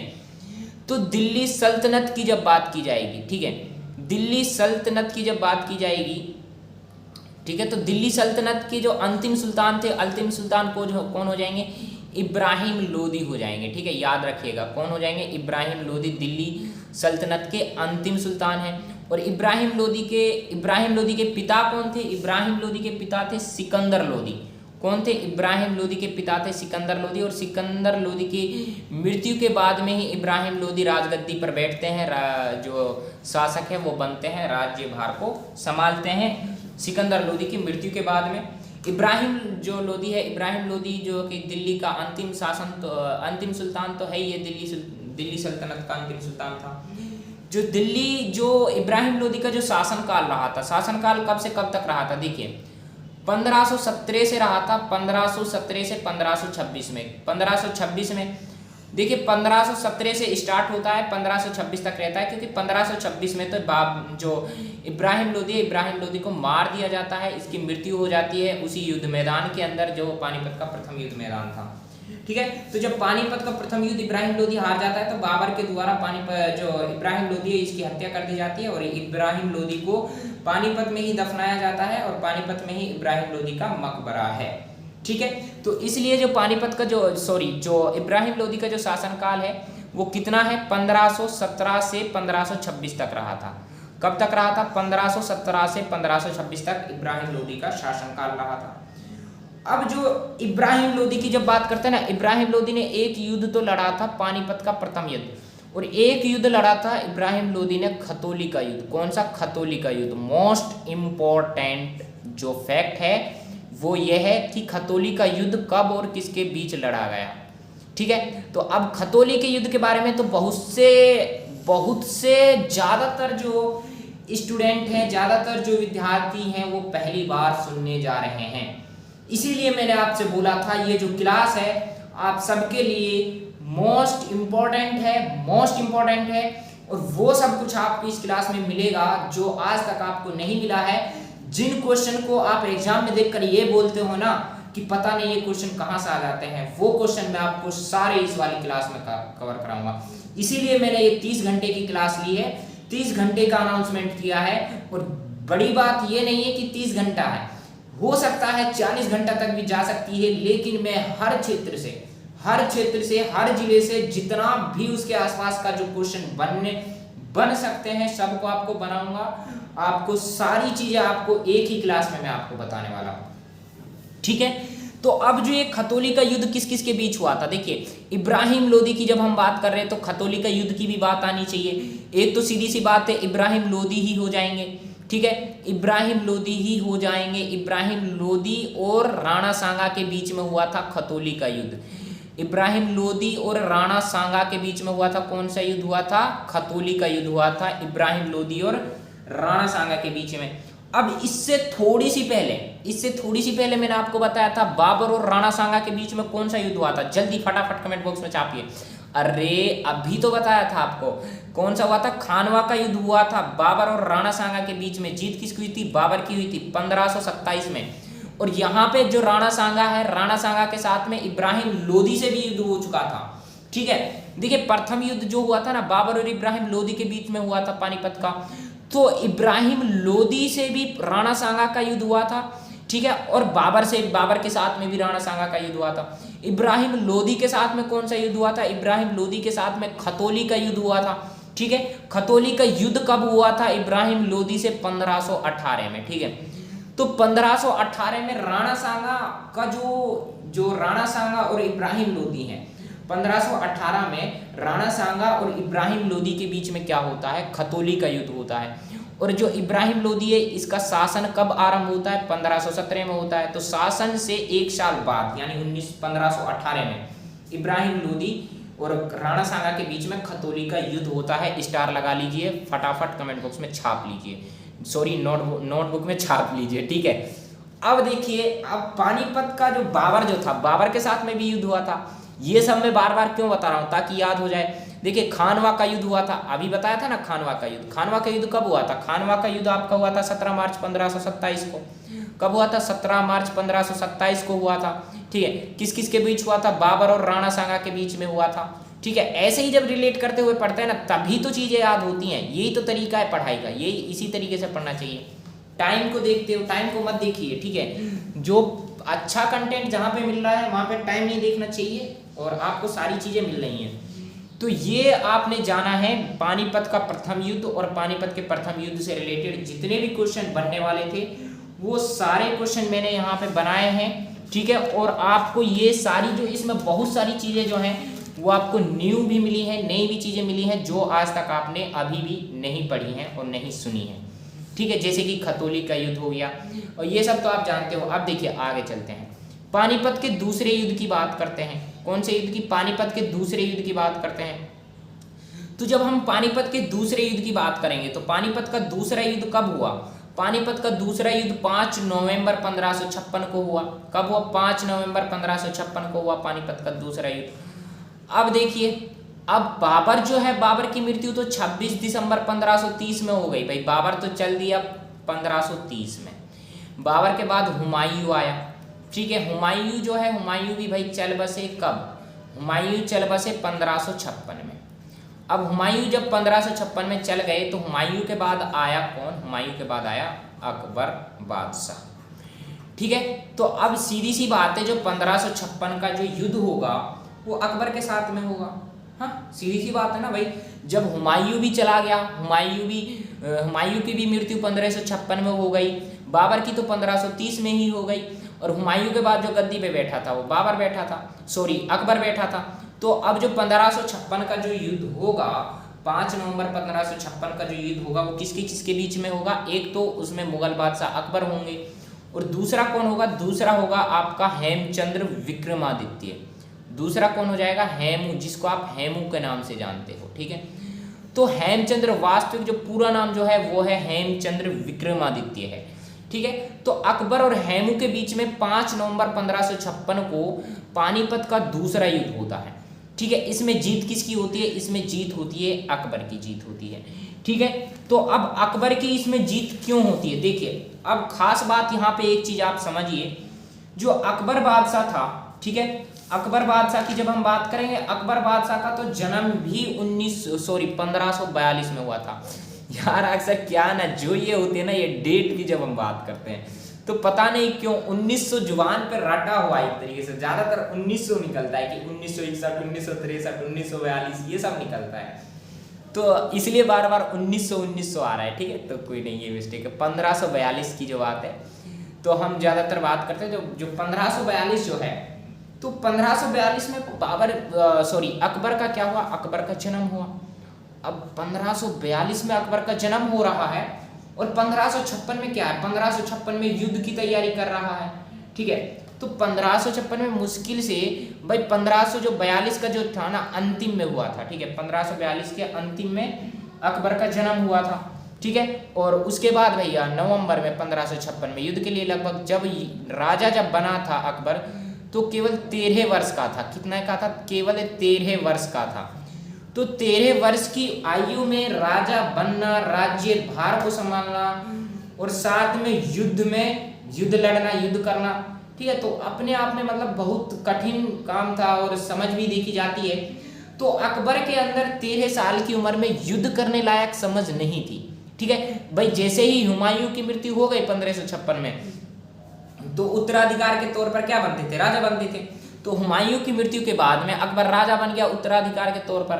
तो जो अकबर का जो साथ दिया, अकबर के 2 सेनापति थे, ठीक है। एक था मेन जो था वो था बैरम खान, ठीक है। यहाँ पे मैं आपको अकबर के सेनापति के बारे में बता देता हूँ। अकबर के 2 सेनापति थे जिनकी वजह से अकबर पानीपत का दूसरा युद्ध जीतता है। एक तो था बैरम खान, एक आपका कौन हो जाएगा? बैरम खान हो जाएगा, और एक आपका हो जाएगा खान जमान। कौन हो जाएगा? खान जमान हो जाएगा, ठीक है। तो बैरम खान और खान जमान की वजह से जो है ये अकबर पानीपत का दूसरा युद्ध 1556 में जीतते हैं, ठीक है। तो ये जो बैरम खान है और बैरम खान और जो जमान है, ये अकबर के 2 प्रमुख सेनापति थे, और इन्हीं की वजह से अकबर जो है वो पानीपत का दूसरा युद्ध जीतता है, ठीक है। दूसरा युद्ध जो है पानीपत का 1556 में लड़ा जा रहा था। तो अब जो है अकबर ये पानीपत का दूसरा युद्ध तो जीत गया, ठीक है। अब हम जानते हैं अकबर के बारे में हम जानते हैं, ठीक है। अकबर के बारे में हम जब जानेंगे तो अकबर की देखिए खास बात, अकबर का जो जन्म हुआ था, अकबर का जन्म कब हुआ था? अकबर का जन्म हुआ था 1542 में। कब हुआ था? 1542 में, 15 अक्टूबर 1542, ये मैंने अभी आपको बताया था। ठीक है। अकबर का जन्म 1542 में हो गया। 1542 में जन्म होता है, मृत्यु कब होती है? 1605 में होती है, 27 अक्टूबर माह में ही, 27 अक्टूबर 1605 में अकबर की मृत्यु हो जाती है। ठीक है। तो अकबर की मृत्यु के बाद में जो गद्दी संभालते हैं वो जहांगीर संभालते हैं, ठीक है, जिसको आप सलीम के नाम से जानते हैं। ठीक है। तो 1605 में क्या हो गई? अकबर की मृत्यु हो गई। 1542 में जो है 1542 में जन्म हुआ था, 1556 में गद्दी पर बैठे थे अकबर। ठीक है। और 1556 में 5 नवंबर 1556 को पानीपत का दूसरा युद्ध भी लड़ा था अकबर और हेमचंद्र के बीच में हुआ था, जिसमें अकबर की जीत हुई। जीत का कारण क्या था भाई? जो बैरम खां और खान जमान जो अकबर के सेनापति थे, इनका बहुत बड़ा योगदान इस युद्ध में रहता है। अब हम अकबर के वास्तविक नाम की बात करेंगे तो अकबर का वास्तविक नाम है जलालुद्दीन। अकबर का वास्तविक नाम क्या हो जाएगा? जलालुद्दीन मोहम्मद। ठीक है। क्या हो जाएगा? अकबर का वास्तविक नाम अकबर का था जलालुद्दीन मोहम्मद। ठीक है। उसके अलावा हम बात करें अकबर की जीवनी की, अगर हम बात करें तो अकबरनामा है। जैसे ही बाबर की जीवनी बाबरनामा है, तो बाबर ने तो खुद अपनी जीवनी खुद लिखी थी। तो जो अकबर जो है, अकबर की जब हम बात करेंगे तो अकबरनामा थी। अकबर की जीवनी का नाम क्या है? अकबरनामा है। लेकिन अकबर ने अकबरनामा को खुद ने नहीं लिखा था। ठीक है। तो अकबरनामा की रचना किसने की थी? अबुल फजल ने की थी। मोस्ट इंपॉर्टेंट क्वेश्चन है, मोस्ट इंपॉर्टेंट क्वेश्चन है। ठीक है। कमेंट बॉक्स में छाप दीजिए और नोटबुक में भी आप छाप लीजिए। जो अकबरनामा है, अकबरनामा किसकी पुस्तक है? अकबरनामा अबुल फजल की पुस्तक है। वैसे इसमें अकबरनामा में अकबर के जीवनी पर बातचीत की गई है। अकबर के जीवनी का सारा वर्णन किया गया है। जीवन का जो भी अकबर ने अपने जीवन में किया, सारा कुछ इसमें वर्णन किया गया है। सारा कुछ मतलब जो भी अकबर ने सही काम किए हैं उनका वर्णन किया गया है। ठीक है। तो इसका जो ये अकबरनामा की जो रचना की थी वो किसने की थी? अकबरनामा की रचना अबुल फजल ने की थी। ठीक है। और एक और अबुल फजल ने एक और पुस्तक की रचना की थी, वो कौन सी थी? वो जल्दी से वो आप कमेंट बॉक्स में छापिए। वो थी आईने अकबरी। कौन सी थी? आईने अकबरी। आईने अकबरी। तो अकबरनामा और आईने अकबरी की रचना की जब बात आए तो किसने की थी? अबुल फजल ने की थी। अबुल फजल कौन था? अकबर के दरबारी कवि था, दरबारी लेखक था अबुल फजल। ठीक है। तो अकबर का दरबारी जब लेखक की बात आए तो दरबारी लेखक कौन हो जाएंगे? अबुल फजल हो जाएंगे। और अबुल फजल ने ही अकबरनामा और आईने अकबरी को लिखा था। ठीक है। आगे चलते हैं। आगे जब हम चलते हैं तो देखिए अकबर ने क्या किया? अकबर ने दीन इलाही, देखिए दीन इलाही की स्थापना कब की थी? दीन इलाही की स्थापना की थी 1582 में। कब की थी? 1582 में अकबर ने दीन इलाही की स्थापना की थी। ठीक है। कब की थी? 1582 में। देखिए मैं लिख देता हूँ, दीन ए इलाही, दीन ए इलाही। ठीक है। तो दीन ए इलाही की स्थापना अकबर ने कब की थी? 1582 में। कई बार कॉम्पिटिटिव एग्जाम में ये पूछा गया है कि अकबर ने दीन ए इलाही की स्थापना कब की? अकबर ने दीन ए इलाही की स्थापना 1582 में की। दीन ए इलाही क्या था? ये एक समरूप धर्म था। ठीक है। अकबर के द्वारा चलाया गया एक समरूप धर्म था। समरूप धर्म मतलब इसमें सभी धर्मों को समाहित किया गया था, सभी धर्मों की खास बातों को, सभी धर्मों की विशेषताओं को इसके अंदर समाहित किया गया था। और ये अकबर के द्वारा चलाया गया एक धर्म था। 1582 में ये शुरू किया गया था दीन ए इलाही। ठीक है। तो जब बात है अकबर का जो दीन ए इलाही जो धर्म था, ये क्या था? एक समरूप धर्म था जिसमें सभी धर्मों को शामिल किया गया था। हिंदू, मुस्लिम, ठीक है, सिख, जैन, ठीक है, ये सारे ईसाई, बौद्ध, सबको शामिल किया गया था। ठीक है। लेकिन जो ज़्यादातर जो प्रभाव रहा था वो हिंदू और मुस्लिम का रहा था। ठीक है। ज़्यादातर जब हम प्रभाव की बात करेंगे हिंदू और मुसलमानों का रहा था। ठीक है। हिंदू और मुस्लिम की रही थी है। तो ये दीन इलाही था अकबर का 1582 वाला। उसके बाद जजिया कर की जब हम बात करें, देखिए हिंदुओं पर जजिया कर लगा हुआ था। क्या लगा हुआ था? हिंदुओं पर जजिया कर लगा हुआ था। ये जजिया कर क्या था कि भैया हिंदू लोग जो थे वो जजिया कर भरते थे। अगर मतलब जो जजिया कर नहीं भर पा रहा है, जजिया कर अगर नहीं भर पा रहा है तो वो क्या करता था? उसको इस्लाम धर्म को ग्रहण करना पड़ता था, मतलब इस्लाम धर्म को अपनाना पड़ता था। ठीक है। तो इसकी वजह से बहुत सारे हिंदुओं को क्या हुआ? बहुत सारे हिंदुओं ने क्या किया था? इस्लाम धर्म मतलब ग्रहण भी किया था जजिया कर की वजह से। तो ये जो जजिया कर जो था, इस जजिया कर को भी किसने हटाया? जजिया कर को भी समाप्त किया अकबर ने। कब किया था? 1562 में अकबर ने जजिया कर को समाप्त किया था। ठीक है। तो 1562 में अकबर ने क्या किया, 1562 में अकबर ने जजिया कर को समाप्त किया जो कि हिंदुओं पर लगा हुआ था। तो यहाँ से आप अंदाजा लगा सकते हो अकबर की जो प्रजा के बारे में कि अकबर ने अपनी प्रजा के साथ में क्या कोई धर्म जाति आदि को लेकर कोई भेदभाव किया है, नहीं। अकबर जो था इस मामले में बाकी मुगल बादशाहों से बहुत मतलब सही था, बहुत अच्छा था कि उन्होंने खुद को राजा समझते हुए, खुद को बादशाह समझते हुए उसने बादशाह का फर्ज निभाया और उसने किसी के साथ किसी भी तरह का कोई भेदभाव नहीं किया। और अकबर के ज़्यादातर जो दरबार में जो अधिकारी थे वो ज़्यादातर हिंदू थे, ठीक है। तो वो ज़्यादातर कौन थे, हिंदू धर्म से थे, ठीक है। तो अकबर एक ऐसा मुगल बादशाह था जिसने सभी धर्म के लोगों के साथ में क्या क्या समान व्यवहार किया, किसी के साथ कोई भेदभाव नहीं किया था। दीन इलाही चलाया जो कि एक समरूप धर्म था, 1582 में चलाया। जजिया कर लगा हुआ था हिंदुओं पर, 1562 में हटा दिया। ये मैं बार बार क्यों बोल रहा हूँ, यही क्वेश्चन पूछे जाते हैं कॉम्पिटिटिव एग्जाम में, कोई हटके थोड़ी ना पूछेगा, यही सब पूछेगा। तो यही सब याद रखिए, नोट करिए। इसीलिए आगे चलते हैं। एक था अकबर का, मैं आपको बताता हूँ, दरबारी गायक, ठीक है। अकबर का दरबारी गायक कौन था, फटाफट बता दीजिए, फटाफट बता दीजिए। अकबर का दरबारी कवि हो जाएंगे आपके तानसेन। अकबर के दरबारी कवि कौन था, अकबर का दरबारी कवि था तानसेन, ठीक है। तो अकबर का दरबारी कवि कौन था, अकबर का दरबारी कवि था तानसेन। उसके अलावा हम बात करें बीरबल की, जो अकबर का जो सलाहकार जो था, अकबर का सलाहकार कौन था, राजा बीरबल था, ठीक है। अकबर का सलाहकार कौन हो जाएगा, अकबर का सलाहकार हो जाएगा राजा बीरबल, ठीक है। तो राजा जो बीरबल था, राजा बीरबल जो है, राजा बीरबल अकबर का सलाहकार था। उसके अलावा हम बात आपको बता दें, जो टोडरमल था, राजा टोडरमल था, ये अकबर का वित्त मंत्री था, राजा टोडरमल, ठीक है। राजा टोडरमल, ठीक है। कौन, राजा टोडरमल, टोडरमल। राजा टोडरमल कौन है, राजा टोडरमल अकबर के वित्त मंत्री थे, ठीक है। कौन थे, वित्त मंत्री थे। तो ये कई बार कॉम्पिटिटिव एग्जाम्स में पूछे गए हैं कि राजा टोडरमल कौन से मुगल बादशाह के वित्त मंत्री रहे थे।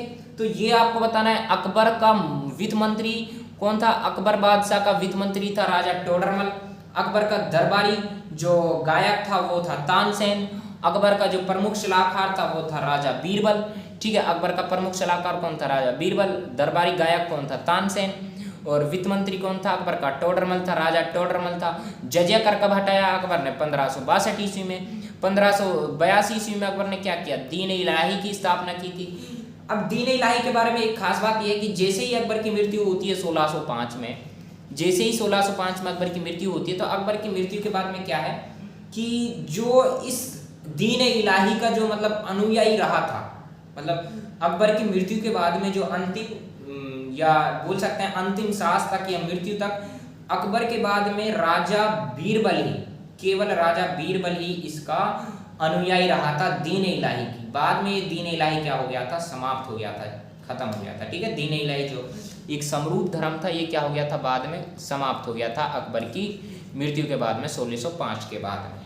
ये था अकबर के बारे में जानकारी मैंने आपको बताई है, जो कि ये सारे क्वेश्चन जो है ना इम्पोर्टेंट है। अब इसका मतलब ये नहीं है कि आप हरियाणा के कॉम्पिटिटिव एग्जाम की तैयारी कर रहे हो तो हरियाणा तक सीमित हो जाओ। अगर हरियाणा तक सीमित हो गए ना आप लोग, तो आपका कभी भी सिलेक्शन नहीं होने वाला है।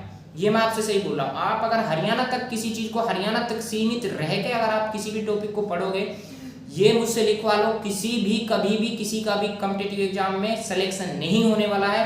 क्योंकि हरियाणा जीके के अंदर जो हरियाणा जो कॉम्पिटिटिव एग्जाम होते हैं उसमें इंडियन जीके पूछा जाता है, और ये सारे फैक्ट्स इंडियन जीके के हैं। ये सारी चीज़ें आपको पढ़नी पड़ेंगी। यही क्वेश्चन पूछे जाते हैं जिनको आप नहीं पढ़ते हो, तभी आपको लगता है पता नहीं कहाँ से क्वेश्चन आ जाते हैं। अब मान लीजिए हरियाणा के किसी भी कॉम्पिटिटिव एग्जाम में, मान लीजिए जब हरियाणा सीईटी का एग्जाम होगा, हरियाणा सीईटी के एग्जाम में पूछ लीजिएगा कि निम्नलिखित में से जो राजा टोडरमल कौन से मुगल बादशाह का वित्त मंत्री था, तो अब आपने पढ़ाई नहीं है तो आप बताएंगे कहाँ से, ठीक है। तो अगर आपको पता होगा, अगर आपने पढ़ा होगा तो आप सही चयन कर देंगे, अकबर बादशाह, ठीक है। तो अकबर बादशाह के जो वित्त मंत्री थे वो कौन थे, राजा टोडरमल थे, ठीक है। तो यही तो क्वेश्चन पूछे जाते हैं, इन्हीं को याद करिए, इन्हीं को पढ़िए, इन्हीं को समझिए, ठीक है। इसीलिए तो हम ये इतनी बड़ी क्लास ले रहे हैं और इसकी तैयारी इतने दिनों से कर रहे हैं ताकि आपको सारी जानकारी मिल जाए। और जो सारी तो हम नहीं कह सकते हैं, लेकिन जो इम्पोर्टेंट है, जो एक मेहनत करने की जो सही दिशा जो होती है वो आपके अंदर पैदा हो जाए, ठीक है, आपको क्या पढ़ना है क्या छोड़ना है ये पहचान लेना आपकी बहुत बड़ी बात होती है। और पढ़ाई का एरिया बहुत बड़ा होता है, इसमें जो भी सफल होता है, पढ़ाई में जो भी सफल होता है वही सफल होता है जिसको पता होता है कि किस चीज की क्या जरूरत है, हरियाणा सीईटी क्या मांग रहा है, उसी के बेस पे आप अपनी तैयारी करिए। ठीक है, एक्स्ट्रा की चीजें आप मत पढ़िए, ये मैं आपसे बार बार कह रहा हूं और कहता रहूंगा। ठीक है, तो ये चलिए अब आगे चलते हैं। अब देखिए अकबर के बारे में तो हम जान चुके हैं। अब अकबर और किसके बीच में हुआ था? हेमचंद्र के बीच में हुआ था, हेमचंद्र के बीच में पानीपत का दूसरा युद्ध। ठीक है, जीत अकबर की हुई थी 5 नवंबर 1556 को हुआ था। तो अब हेमचंद्र के बारे में जान लेते हैं। जो हेमू जो है, पहली बात तो हेमू के जब हम जन्म की बात करते हैं तो हेमू का जन्म 1501 में होता है। कब होता है? 1501 में हेमचंद्र का जन्म होता है। ठीक है, अब 1501 में हेमचंद्र का जन्म हुआ। हेमचंद्र विक्रमादित्य, हेमचंद्र ने विक्रमादित्य की उपाधि भी धारण की थी। ठीक है, तो हेमचंद्र को यानी हेमू को मध्यकालीन भारत का नेपोलियन कहा जाता है। क्या कहा जाता है? मध्यकालीन। अब ये आपको पता होना चाहिए। ठीक है, मध्यकालीन भारत का नेपोलियन। ठीक है, अब ये सारी चीजें आपको पता नहीं है क्योंकि किसी ने बताया ही नहीं, तो पता कहाँ से होगा। ठीक है, तो ये सब आपको पता होना चाहिए ना कि मध्यकालीन भारत का नेपोलियन किसको कहा जाता है? मध्यकालीन भारत का नेपोलियन हेमू को कहा जाता है, हेमचंद्र विक्रमादित्य को कहा जाता है। कभी भी कॉम्पिटिटिव एग्जाम में पूछ लिया जाएगा कि निम्नलिखित में से मध्यकालीन भारत का नेपोलियन किसे कहा जाता है, तो मध्यकालीन भारत का नेपोलियन की जब बात आए ना तो आपको क्या चयन करना है? आपको चयन करना है हेमू का। मतलब हेमू जो है, हेमू यानी हेमचंद्र विक्रमादित्य मध्यकालीन भारत का नेपोलियन है। उसके अलावा बात करें हम जो आपका जो हेमचंद्र जो है, हेमू जो है, ठीक है, हेमू आपका कौन हो जाएगा? हाँ, हेमू शेरशाह सूरी का दीवान था। कौन था? शेरशाह सूरी का दीवान कौन था? ये भी हेमचंद्र विक्रमादित्य था। शेरशाह सूरी का कोषाध्यक्ष कौन था? ठीक है, कोषाध्यक्ष कौन था? तो कोषाध्यक्ष की बात आए तो ये भी हेमचंद्र विक्रमादित्य था। सेनानायक की बात आए तो शेरशाह सूरी का सेनानायक कौन था? सेनानायक भी आपका हो जाएगा हेमू। ठीक है, तो कौन? शेरशाह सूरी। ठीक है, तो शेरशाह सूरी का जो कोषाध्यक्ष है, सेनानायक है, वो कौन है? शेरशाह सूरी का कोषाध्यक्ष और सेनानायक और दीवान कौन है? वो हेमचंद्र था, हेमचंद्र विक्रमादित्य। ठीक है, हेमचंद्र विक्रमादित्य रेवाड़ी से इनका संबंध है। रेवाड़ी के बारे में मैंने आपको जब रेवाड़ी जिला दर्शन बताया था तो वहां पे मैंने ये सब चीजें आपको बता चुका हूँ। ठीक है, तो हेमचंद्र विक्रमादित्य जब बात करते हैं तो हरियाणा के जो रेवाड़ी जिला है, हरियाणा के रेवाड़ी जिले की बात सामने आती है। ठीक है, ये सारी चीजें आपको पता होनी चाहिए। ठीक है, रेवाड़ी। ठीक है, तो ये था आपका जो हेमचंद्र के बारे में। ठीक है, अब हम बात करते हैं पानीपत के तीसरे युद्ध के बारे में। ठीक है, पानीपत के तीसरे युद्ध के बारे में जब हम बात करेंगे तो पानीपत का तीसरा युद्ध किस किस के बीच में लड़ा गया था? पहली बात तो पानीपत का तीसरा युद्ध कब लड़ा गया ये आप बताइए। पानीपत का तीसरा युद्ध लड़ा जाता है आपका 1761 में। ठीक है, एग्जैक्ट डेट आपको याद रखनी है 14 जनवरी 1761 में। ठीक है, तो 14 जनवरी 1761 को पानीपत का तीसरा युद्ध लड़ा गया था।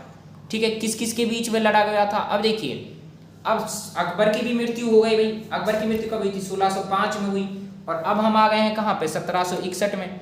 ठीक है, तो और भी जो इसके अकबर के बाद जो भी मुगल बादशाह आए तो उनकी भी मृत्यु लगभग यहाँ तक हो गई थी। कुछ शासक थे जो बने रहे थे, लेकिन अब देखिए, अब आगे चलते हैं। अब जो अकबर जो था, जो पानीपत का जो तीसरा जो युद्ध था, इसमें एक तरफ तो थे अफगान। ठीक है, एक तरफ कौन थे? अफगान थे, यानी अफगानों, और एक तरफ थे आपके मराठे। ठीक है, तो अफगानों और मराठों के बीच हुआ था पानीपत का तीसरा युद्ध। किस किस के बीच हुआ था? अफगानों और मराठों के बीच में हुआ था पानीपत का तीसरा युद्ध। कब हुआ था? 14 जनवरी 1761 को। अब जो अफगानों का नेतृत्व कर रहा था, अफगानों का नेतृत्व कौन कर रहा था? अफगानों का नेतृत्व कर रहा था अहमद शाह अब्दाली। कौन कर रहा था? अहमद शाह अब्दाली कर रहा था। अहमद शाह अब्दाली अफगानों का नेतृत्व कर रहा था। ठीक है, अहमद शाह अब्दाली अफगानों का नेतृत्व कर रहा था। और मराठों का नेतृत्व कौन कर रहा था? मराठों का नेतृत्व कर रहा था सरदार सदाशिवराव भाऊ। ठीक है, सरदार सदाशिवराव भाऊ। ठीक है, सरदार सदाशिवराव भाऊ। ठीक है। तो ये मराठों का नेतृत्व कर रहा था सरदार सदाशिवराव भाऊ, और अफगानों का नेतृत्व कौन कर रहा था? अहमद शाह अब्दाली कर रहा था। ठीक है। इसमें जीत किसकी होती है? इसमें जीत होती है अफगानों की जीत होती है। हार किसकी होती है? हार होती है मराठों की। तो जीत का सामना किसने, हार का सामना किसने किया? मराठों ने किया। और जीत किसने हासिल की? जीत हुई थी अफगानों की इसमें। तो 14 जनवरी 1761 को जो पानीपत का तीसरा युद्ध हुआ था, ये कौन से स्थान पर हुआ था? ये काला अम्ब नामक स्थान पर हुआ था। Most important question, most important तथ्य, मोस्ट इंपॉर्टेंट फैक्ट ये याद रख लीजिए कि पानीपत का तीसरा युद्ध 1761 को कौन से स्थान पर हुआ था? काला अम्ब नामक स्थान पर हुआ था। ठीक है, काला अम्ब नामक स्थान पर हुआ था। तो ये भी पूछा जा सकता है कि काला अम्ब नामक स्थान हरियाणा के कौन से जिले में है? ये हरियाणा के पानीपत जिले में पड़ेगा, आपको ये बताना है। ठीक है। उसके अलावा जो काला अम्ब नामक स्थान पर क्या था, इसकी एक कहानी ये है कि यहाँ पे एक आम का वृक्ष था। ठीक है, आम का पेड़ था। और जब ये पानीपत का तीसरा युद्ध हुआ तो इसमें मराठों का इतना खून बहा कि वो जो आम का जो पेड़ था वो काला पड़ गया। ठीक है, इसीलिए इस जो स्थान जो है, इस स्थान का नाम काला अम्ब पड़ गया था। ठीक है, तो काला अम्ब नामक स्थान का जो संबंध है वो पानीपत के तीसरे युद्ध से है। पानीपत का तीसरा युद्ध 14 जनवरी 1761 को लड़ा गया। अहमद शाह अब्दाली और सरदार सदाशिवराव भाऊ के बीच लड़ा गया। हार किसकी हुई? सरदार सदाशिवराव भाऊ की हुई। सरदार सदाशिवराव भाऊ मराठों का नेतृत्व कर रहा था, अहमद शाह अब्दाली अफगानों का नेतृत्व कर रहा था। अब इस युद्ध में जो ये युद्ध था पानीपत का तीसरा युद्ध, इसमें जो अहमद शाह अब्दाली जो था, अहमद शाह अब्दाली जो था, ठीक है, अहमद शाह अब्दाली का जो साथ दिया था वो किसने दिया था? ठीक है, 1761 की बात है तो नवाब सिराजुद्दौला की बात भी आ जाएगी। ठीक है, तो नवाब सिराजुद्दौला ने क्या किया? नवाब सिराजुद्दौला ने पानीपत के तीसरे युद्ध में क्या किया? अहमद शाह अब्दाली का साथ दिया। ठीक है, नवाब सिराजुद्दौला हो जाएगा, नवाब सिराजुद्दौला। देखिए, नवाब सिराजुद्दौला हो जाएगा। ठीक है, और नवाब सिराजुद्दौला के साथ में एक और था अफगान रोहिला। दो आपके अफगान था, एक रोहिला का नाम, उसका नाम क्या था? रोहिला। तो अफगान रोहिला और नवाब सिराजुद्दौला ने अहमद शाह अब्दाली का पानीपत के तीसरा युद्ध हुआ था उसमें साथ दिया था। और इसीलिए जो पानीपत का तीसरा युद्ध है वो कौन जीत जाता है? अफगान लोग जीत जाते हैं। और जो मराठा जो थे, मराठा की इसमें हार होती है। ठीक है, तो ये आपका था पानीपत का इतिहास। ठीक है, तो बहुत सारे फैक्ट्स मैंने आपको यहाँ पे बताए हैं। इसके आसपास का जितने भी क्वेश्चन बनने वाले थे वो सारे मैंने आपको बता दिए हैं। ठीक है, तो पानीपत के इतिहास से रिलेटेड अगर कोई भी कॉम्पिटिटिव एग्जाम में क्वेश्चन बनता है या पूछा जाता है तो आप वो आराम से सही कर दोगे, आपको किसी भी तरह की कोई दिक्कत नहीं आने वाली है। चलिए अब हम आगे चलते हैं। ठीक है, आगे ये मानचित्र हम देख लिए हैं। ठीक है, आप इससे और आगे चलते हैं। देखिए, पानीपत की प्रमुख संस्थाओं पर अब हम लोग बात करते हैं। ठीक है, तो पानीपत की जब हम प्रमुख संस्थाओं की बात करेंगे तो देखिए, सबसे पहले हम बात करते हैं पानीपत तेल शोधा का कारखाना की। अभी मैंने आपको बताया था, जब मैं आपको पानीपत की तहसील के बारे में पढ़ा रहा था, बापोली के बारे में पढ़ा रहा था ना, बापोली अभी बताया था इसी क्लास में, शुरुआत में, स्टार्टिंग में। तो बापोली के अंदर 1980 के दशक में, यानी 1980 में क्या किया गया? 1980 में पानीपत तेल शोधक कारखाना की स्थापना की गई। ठीक है, ये पानीपत तेल शोधक कारखाना जो है, पानीपत तेल शोधक कारखाना है, ये अपने भारत देश का सबसे बड़ा तेल शोधक कारखाना है। और इस तेल शोधक कारखाने की जब हम उत्पादन क्षमता की बात करेंगे, देखिए उत्पादन क्षमता की अगर हम बात करेंगे तो 15 मिलियन, ठीक है, 15 मिलियन मैट्रिक, ठीक है, 15 मिलियन मैट्रिक, ये 15 मिलियन मैट्रिक प्रति वर्ष। तो उत्पादन क्षमता कितनी है? 15 मिलियन मैट्रिक प्रति वर्ष उत्पादन क्षमता है जो पानीपत तेल शोधक कारखाना है 1980 में बापोली के अंदर स्थापित किया गया था। और इसकी जो उत्पादन क्षमता है प्रत्येक साल वो कितनी है? 15 मिलियन मैट्रिक टन है। कितनी है? 15 मिलियन मैट्रिक टन है। कितनी है? 15 मिलियन मैट्रिक टन इसकी उत्पादन क्षमता है। ये आपको पता होना चाहिए। अब कभी भी आ जाए, कभी भी आ सकता है कि जो पानीपत तेल शोधक कारखाना है ये कहाँ पे है, ये बापोली के अंदर है। कब स्थापित हुआ, 1980 में हुआ। क्षमता कितनी है, प्रतिवर्ष क्षमता है 15 मिलियन मेट्रिक टन है, ठीक है। अब एक है अन्न व वस्त्र बैंक, ठीक है। वस्त्र नगरी बुनकर नगरी के नाम से किसको जाना जाता है, वस्त्र नगरी बुनकर नगरी के नाम से जाना जाता है, पानीपत को विश्व में फेमस है, ठीक है। तो जब हम अन्न की बात करें, ठीक है, अन्न मतलब गेहूं, ठीक है, अनाज, तो गेहूं का सर्वाधिक गेहूं उत्पादन वाला जिला कौन सा हो जाएगा, सिरसा है। सर्वाधिक कपास उत्पादन वाला जिला कौन सा है, ये भी आपका सिरसा है, ठीक है। तो ये आपको पता होना चाहिए। अब अन्न एवं वस्त्र बैंक की अगर बात कीजिए, अन्न एवं वस्त्र बैंक कहाँ पर, कौन से जिले में पड़ेगा, हरियाणा के पानीपत जिले में पड़ेगा, ठीक है। कौन से जिले में पड़ेगा, हरियाणा के पानीपत जिले में पड़ेगा आपका अन्न एवं वस्त्र बैंक। और इस अन्न एवं वस्त्र बैंक की स्थापना की गई थी 7 अप्रैल, कब की गई थी, 7 अप्रैल 2016 को, ठीक है। 7 अप्रैल 2016 को अन्न एवं वस्त्र बैंक की स्थापना पानीपत के अंदर की गई थी। मोस्ट इंपॉर्टेंट है कि अन्न एवं वस्त्र बैंक कहाँ पे है, अन्न एवं वस्त्र बैंक आपका पड़ेगा पानीपत जिले के अंदर। स्थापना कब हुई थी इसकी, स्थापना इसकी हुई थी 7 अप्रैल 2016 को। कब हुई थी, 7 अप्रैल 2016 को स्थापना हुई थी, ठीक है। आगे चलते हैं, केंद्रीय रबड़ संयंत्र। केंद्रीय रबड़ संयंत्र की जब हम बात करते हैं, तो केंद्रीय रबड़ संयंत्र की जब हम बात करते हैं, तो पहली बात तो इसकी स्थापना कब हुई है, देखिए केंद्रीय एक मिनट केंद्रीय रबड़ संयंत्र की जब हम बात करेंगे, तो केंद्रीय रबड़ संयंत्र की स्थापना कब हुई थी, केंद्रीय रबड़ संयंत्र की स्थापना 29 नवंबर 2013 को हुई थी। कब हुई थी, 29 नवंबर 2013 को केंद्रीय रबड़ संयंत्र की स्थापना हुई थी। किस किस के सहयोग से हुई थी, कौन कौन देश के सहयोग से हुई थी, एक आपका जापान हो गया, एक आपका ताइवान हो गया, ठीक है। जापान और ताइवान के सहयोग से 29 नवंबर 2013 को, ये 2013 है, ठीक है, 2013 को, यार ये पेन सही से नहीं चल पा रहा है, ठीक है, पेन टेबलेट नया खरीदा ना, इसलिए दिक्कत आ रही है थोड़ी। तो सुनिए आप, अब जो 29 नवंबर है, 29 नवंबर 2013 है ये, ठीक है, 29 नवंबर 2013 को केंद्रीय रबड़ संयंत्र की स्थापना पानीपत के अंदर की जाती है, ठीक है। किस किस के, कौन कौन से देश के सहयोग से, पंजाब और ताइवान के सहयोग से, ठीक है। तो इस जो ये केंद्रीय रबड़ संयंत्र जो है, केंद्रीय रबड़ संयंत्र की जब हम बात करते हैं, तो इसका उद्घाटन किसने किया था 2013 में, इसका उद्घाटन किया था वीरप्पा मोइली ने। किसने किया था, वीरप्पा मोइली ने किया था।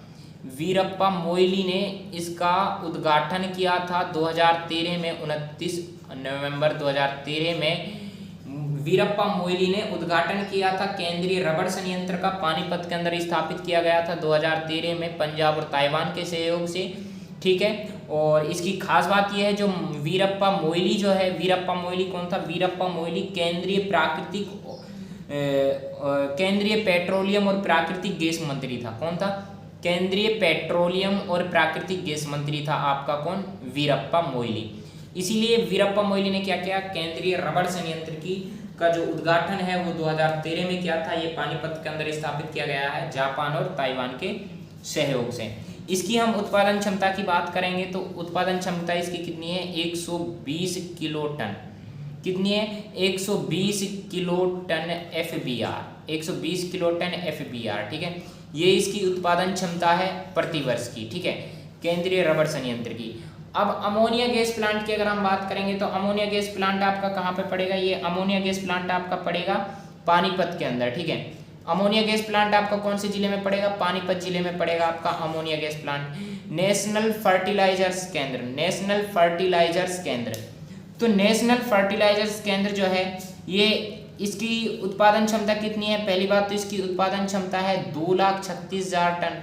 कितनी है, 2,36,000 टन इसकी उत्पादन क्षमता है नेशनल फर्टिलाइजर्स केंद्र, ठीक है। नेशनल फर्टिलाइजर्स केंद्र ये कहाँ पर है, ये आपका पड़ेगा पानीपत के अंदर। कौन से जिले में पड़ेगा, पानीपत जिले में पड़ेगा। उत्पादन क्षमता कितनी है, 2,36,000 है, 2,36,000 टन है, ठीक है, 2,36,000 टन है उत्पादन क्षमता।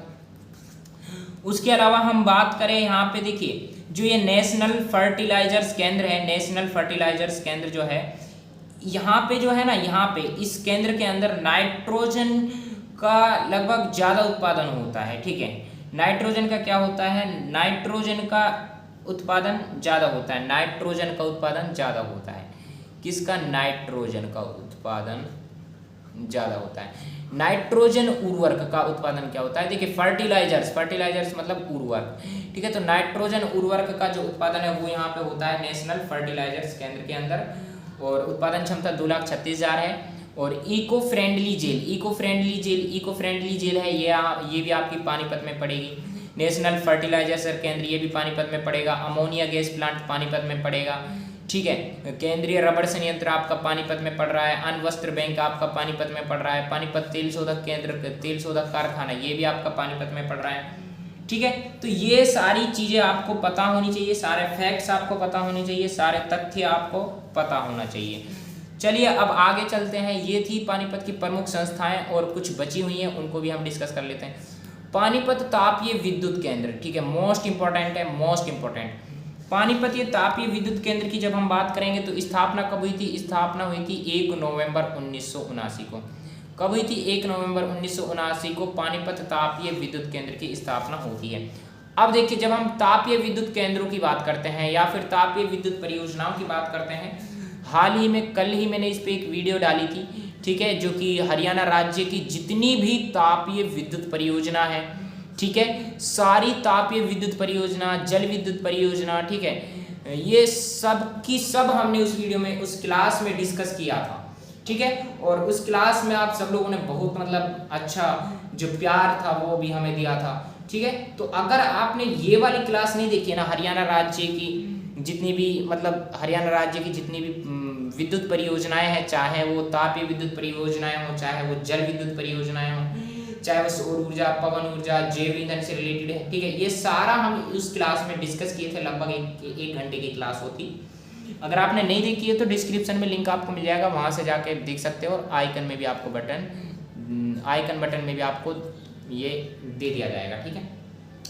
तो अब पानीपत तापीय विद्युत केंद्र की स्थापना कब होती है, पानीपत तापीय विद्युत केंद्र की स्थापना होती है 1 नवंबर 1979 को। कब होती है, 1 नवंबर 1979 को पानीपत तापीय विद्युत केंद्र की स्थापना होती है, ठीक है। उसके अलावा जब हम बात करेंगे पानीपत तापीय विद्युत केंद्र की, ये पानीपत के कौन से गांव में पड़ेगा, ये पानीपत के आसन गांव में स्थापित किया गया था। कौन से गांव में, पानीपत के आसन गांव में स्थापित किया गया था। कब किया गया था, 1 नवंबर 1979 को स्थापित किया गया था।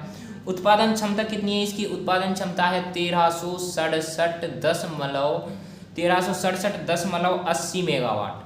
1367.80 मेगावाट इसकी उत्पादन क्षमता है, ठीक है। तो जो ये 1367.80 मेगावाट है, ये इसकी उत्पादन क्षमता है। अब हम बात करते हैं तो ये तो हो गई इसकी टोटल क्षमता 1367.80 मेगावाट, ठीक है। पानीपत तापीय विद्युत केंद्र की हम बात कर रहे हैं, 1 नवंबर 1979 को स्थापित किया गया था पानीपत के आसन गांव के अंदर, ठीक है। तो इसकी यूनिट की जब हम बात करेंगे, किसकी बात करेंगे, इकाई की जब हम बात करेंगे, तो इसमें कितनी इकाई है, टोटल इकाई कितनी है, टोटल इकाइयों की संख्या है 8 इकाई कितनी हो जाएंगी, टोटल 8 इकाइयाँ हैं। और इनमें देखिए 8 इकाइयाँ कैसे हैं, 110 की 4 इकाइयाँ हैं, ठीक है। 4 यूनिट जो है वो 110 मेगावाट की हैं, और 2 यूनिट जो है आपकी वो 210 मेगावाट की हैं, और 2 यूनिट जो है आपकी वो 250 मेगावाट की हैं, ठीक है। तो इस तरीके से जो टोटल जो यूनिट है, टोटल यूनिट कितनी है, टोटल यूनिट आपकी 8 हो जाएंगी, और टोटल जो मेगावाट है वो टोटल मेगावाट कितना है, 1367.80 मेगावाट इसकी क्षमता है पानीपत तापीय विद्युत केंद्र की, जो कि पानीपत जिले के आसन गांव में है। कब स्थापित किया गया था, 1 नवंबर 1979 को स्थापित किया गया था। और ज़्यादा डिटेल से जानना चाहते हो तो इनके बारे में मैंने हाल ही में एक क्लास ली थी, जिसमें मैंने सभी तापीय विद्युत केंद्रों को डिस्कस किया। सभी जितने भी मतलब परियोजनाएं जो हैं वो मैं सारा कुछ डिस्कस कर चुका हूँ। आप उस वाली वीडियो को जरूर देखिएगा अगर आप जानना चाहते हो, अगर आप ज़्यादा जानकारी प्राप्त करना चाहते हो, ठीक है। अब चलिए, अब आगे हम बात करते हैं पानीपत संग्रहालय की, ठीक है। पानीपत संग्रहालय की हम बात करते हैं, तो पानीपत संग्रहालय की जब बात करेंगे तो पानीपत संग्रहालय नाम से ही पता चल रहा है कौन से जिले में पड़ रहा है, पानीपत जिले में पड़ रहा है। ये कहाँ पर है, पानीपत जिले में है, ठीक है। और कब स्थापित हुआ था पानीपत संग्रहालय, पानीपत संग्रहालय की स्थापना हुई थी 2002 में। कब हुई थी, 2002 में पानीपत संग्रहालय की स्थापना हुई थी। शारीरिक विकलांग विश्वविद्यालय, शारीरिक विकलांग विश्वविद्यालय कहाँ पर है, ये भी आपका पानीपत जिले में है। कौन से जिले में है, पानीपत जिले में स्थापित किया गया है शारीरिक विकलांग विश्वविद्यालय। ठीक है, ये सारी बातें आपको पता होनी चाहिए। और गर्ग सूचना प्रौद्योगिकी संस्थान, ये जो गर्ग सूचना प्रौद्योगिकी संस्थान है ये आपकी कहाँ है, ये भी पानीपत जिले में है। गर्ग सूचना प्रौद्योगिकी संस्थान कौन से जिले में पड़ेगी, आपकी पानीपत जिले में पड़ेगी गर्ग सूचना प्रौद्योगिकी संस्थान। Asia Pacific Institute of Information Technology, देखिए Asia Pacific Institute of Information Technology, ये जो है ये कौन से जिले में है, ये भी पानीपत जिले में आपके पड़ेगा। कौन से जिले में पड़ेगा, पानीपत जिले के अंदर ये आपका पड़ेगा। ठीक है, तो ये है पानीपत जिले की प्रमुख संस्थान। और एक बार हम इन प्रमुख संस्थाओं का क्विक रिवीजन कर लेते हैं। देखिए पानीपत तेल शोधक कारखाना ये आपका कहाँ पर है, ये भी आपका पानीपत में है। अणुवस्त्र बैंक ये आपका पानीपत में। केंद्रीय रबड़ संयंत्र ये भी आपका पानीपत में है। और अमोनिया गैस प्लांट ये भी आपका पानीपत में है। नेशनल फर्टिलाइजर्स केंद्र ये आपका पानीपत में है। इको फ्रेंडली जेल ये आपका पानीपत में है।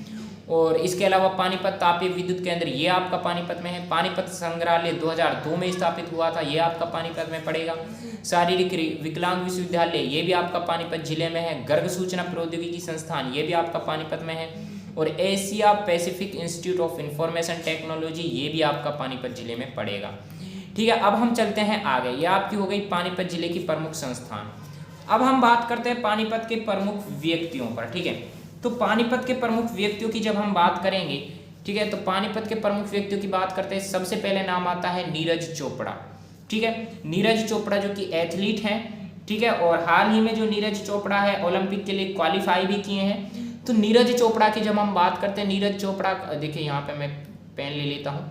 नीरज चोपड़ा का जन्म कब हुआ था, नीरज चोपड़ा का जन्म 24 दिसंबर, नीरज चोपड़ा का जन्म कब हुआ था, 24 दिसंबर 1997 को हुआ था। ठीक है, तो नीरज चोपड़ा का जन्म 24 दिसंबर 1997 को हुआ था। कहाँ पे हुआ था, खंडरा गांव में हुआ था। ये खंडरा गांव कौन से जिले में पड़ेगा, हरियाणा के पानीपत जिले में पड़ेगा खंडरा गांव। तो जब हम नीरज चोपड़ा की बात करते हैं तो नीरज चोपड़ा जो है, नीरज चोपड़ा का संबंध भी पानीपत जिले से है। एथलीट है, हाल ही में ओलंपिक के लिए भी क्वालिफाई किए हैं। और जब हम नीरज चोपड़ा के बारे में और ज़्यादा जाने तो नीरज चोपड़ा में देखिए दक्षिण एशियाई खेल हुए थे 2016 में। ठीक है, दक्षिण एशियाई खेल, तो दक्षिण एशियाई खेल हुए थे, दक्षिण एशियाई खेल 2016, अरे यार खेल 2016। ठीक है, ये ना पेन टेबलेट सही से नहीं चल रहा है। ठीक है, तो मैं यहाँ पे बोल रहा हूँ, देखिए तो दक्षिण एशियाई खेल 2016 हुए थे। दक्षिण एशियाई खेल 2014 जो 2016 जो हुए थे। ठीक है, दक्षिण एशियाई गेम 2016 जो हुए थे, इसमें स्वर्ण पदक जीता था किसने, नीरज चोपड़ा ने। ठीक है, ये कहाँ पे हुआ था 2016 में, दक्षिण एशियाई खेल कहाँ पे हुआ था, ये असम के अंदर हुआ था, गुवाहाटी में। ठीक है, कहाँ पे हुआ था, गुवाहाटी के अंदर हुआ था, गुवाहाटी के अंदर हुआ था। कहाँ पे हुआ था, गुवाहाटी के अंदर हुआ था। गुवाहाटी आपकी कहाँ पे पड़ेगी, गुवाहाटी आपकी पड़ेगी असम के अंदर। ठीक है, हरियाणा भारत के असम राज्य के अंदर पड़ेगी। और इसके अलावा हम बात करें नीरज चोपड़ा की, तो नीरज चोपड़ा जो है राष्ट्रीय मंडल खेल 2018 की जब हम बात करते हैं, राष्ट्रीय मंडल खेल 2018 में स्वर्ण पदक जीता था। कौन सा खेल, राष्ट्रीय मंडल खेल, राष्ट्रीय मंडल खेल 2018, राष्ट्रीय मंडल खेल 2018। तो राष्ट्रीय मंडल खेल 2018 में स्वर्ण पदक किसने जीता था, नीरज चोपड़ा ने जीता था। तो नीरज चोपड़ा दक्षिण एशियाई खेल 2016 में क्या जीत चुके हैं, स्वर्ण पदक जीत चुके हैं, जो कि असम में, असम के अंदर हुआ था, गुवाहाटी में। और राष्ट्रीय मंडल खेल 2018 की हम बात करेंगे, राष्ट्रीय मंडल खेल 2018 में स्वर्ण पदक जीता था नीरज चोपड़ा ने। ठीक है, और उसके अलावा ये जो राष्ट्रीय मंडल खेल 2018 कहाँ पे हुआ था, ये गोल्ड कोस्ट में हुआ था। कहाँ पे हुआ था, गोल्ड कोस्ट में हुआ था। गोल्ड कोस्ट आपका कहाँ पड़ेगा, ऑस्ट्रेलिया के अंदर पड़ेगा। ठीक है, कहाँ पड़ेगा, गोल्ड कोस्ट आपका पड़ेगा ऑस्ट्रेलिया के अंदर। ठीक है, कहाँ पड़ेगा, ऑस्ट्रेलिया के अंदर पड़ेगा। ठीक है, और उसके अलावा हम बात करें जो नीरज चोपड़ा की जो बात करें, तो भारतीय खिलाड़ियों की जब हम बात करते हैं तो विश्व चैंपियनशिप स्तर पर एथलीट्स में स्वर्ण पदक जीतने वाला दूसरा भारतीय खिलाड़ी है नीरज चोपड़ा। देखिए विश्व चैंपियनशिप स्तर पर, यहाँ पे लिख देते हैं। ठीक है, विश्व चैंपियनशिप स्तर पर, विश्व चैंपियन स्तर पर, विश्व चैंपियन स्तर पर एथलीट में ठीक है। एथलीट्स में स्वर्ण पदक जीतने वाला दूसरा भारतीय खिलाड़ी कौन है? नीरज चोपड़ा है। कौन है? नीरज चोपड़ा है। नीरज चोपड़ा का संबंध पानीपत के खंडरा गांव से है, ठीक है। तो नीरज चोपड़ा ने विश्व चैंपियनशिप में, जो चैंपियनशिप स्तर की बात करते हैं तो उसका जो दूसरे नंबर का खिलाड़ी है नीरज चोपड़ा। तो पहले नंबर का खिलाड़ी कौन है जिसने विश्व चैंपियनशिप स्तर पर एथलीट में स्वर्ण पदक जीता है? वो आपके हो जाएंगे अंजू बॉबी जॉर्ज। कौन हो जाएंगे? अंजू बॉबी जॉर्ज जो हैं विश्व चैंपियनशिप स्तर पर क्या जीत चुके हैं? स्वर्ण पदक जीत चुके हैं, ठीक है। विश्व चैंपियनशिप स्तर पर एथलीट में क्या जीत चुके हैं? स्वर्ण पदक जीत चुके हैं अंजू बॉबी जॉर्ज। तो ऐसे पहले भारतीय खिलाड़ी, ऐसे प्रथम भारतीय खिलाड़ी जो विश्व चैंपियनशिप स्तर पर एथलीट्स में स्वर्ण पदक जीत चुके हैं वो आपके अंजू बॉबी जॉर्ज हो जाएंगे। और जब दूसरे नंबर पे आप बात करें तो दूसरे नंबर के हैं आपके नीरज चोपड़ा, ठीक है। तो ये सारी चीज़ें आपको पता होनी चाहिए। नीरज चोपड़ा क्या करता है? नीरज चोपड़ा की जो प्रतिस्पर्धा है वो भाला फेंकना है, ठीक है। क्या करता है? भाला फेंकना है, ठीक है। तो भाला फेंकना देखिए यार, अभी थोड़ा मतलब आप लोग एडजस्ट कर लीजिएगा क्योंकि हम लोग अभी नया पेन टेबलेट खरीदे तो इसको, और ये काफ़ी छोटी भी है, ठीक है, इसलिए इस पे मतलब ये सब हम क्लियर नहीं लिख पा रहे हैं, ठीक है। तो जितना ज़्यादा आप लोग हमको सपोर्ट करोगे, ठीक है, जितना वीडियोस को शेयर करोगे, लाइक करोगे, उतनी जल्दी ही हम ये बाकी की जो सुविधाएं हैं इनको जल्दी से प्रोवाइड करवा देंगे। फिर हम आपको बहुत कम समय में अच्छा कंटेंट देंगे। अच्छा तो दे ही रहे हैं लेकिन टाइम थोड़ा ज़्यादा लगता है, ये टाइम की प्रॉब्लम है, तो ये भी हम एडजस्ट कर लेंगे, ठीक है। तो नीरज चोपड़ा से रिलेटेड जो भी क्वेश्चन बनने वाले थे वो मैंने आपको बता दिए हैं, ठीक है। ये सब अगर वर्तमान में हम नीरज चोपड़ा के कोच की अगर बात करें तो कोच वर्तमान टाइम में कौन है नीरज चोपड़ा के? गेरी केलवर्ट हैं, ठीक है। गेरी केलवर्ट हैं। कौन हो जाएंगे? गेरी केलवर्ट हो जाएंगे, ठीक है। गेरी केलवर्ट, ठीक है, गेरी केलवर्ट हैं। उसके अलावा हम बात करें नीरज चोपड़ा की, नीरज चोपड़ा का जन्म 24 दिसंबर 1997 को हुआ था, पानीपत के खंडरा गांव में हुआ था, ये सब तो आप जानते हैं। अल्ताफ हुसैन हाली की हम बात करें, अल्ताफ हुसैन हाली का जन्म पानीपत में हुआ था। इनका संबंध कहाँ से है? अल्ताफ हुसैन हाली का जन्म जो है वो पानीपत में हुआ था। कब हुआ था अल्ताफ हुसैन हाली का जन्म? 11 नवंबर 1837 को हुआ था। कब हुआ था? 11 नवंबर 1837 को अल्ताफ हुसैन हाली का जन्म पानीपत के अंदर हुआ था। तो अल्ताफ हुसैन हाली की जब बात आए तो आपको बता देना है पानीपत से इनका संबंध है। मृत्यु 1914 में हो जाती है, 31 दिसंबर 1914 में मृत्यु हो जाती है। किसकी मृत्यु हो जाती है? अल्ताफ हुसैन हाली की। अल्ताफ हुसैन हाली जो है, ठीक है, अल्ताफ हुसैन हाली का मकबरा कहाँ है? ये भी अल्ताफ हुसैन हाली की कब्र कहाँ है? ये भी आपकी पानीपत के अंदर है। तो ये आपको सारी चीज़ें पता होनी चाहिए, ठीक है।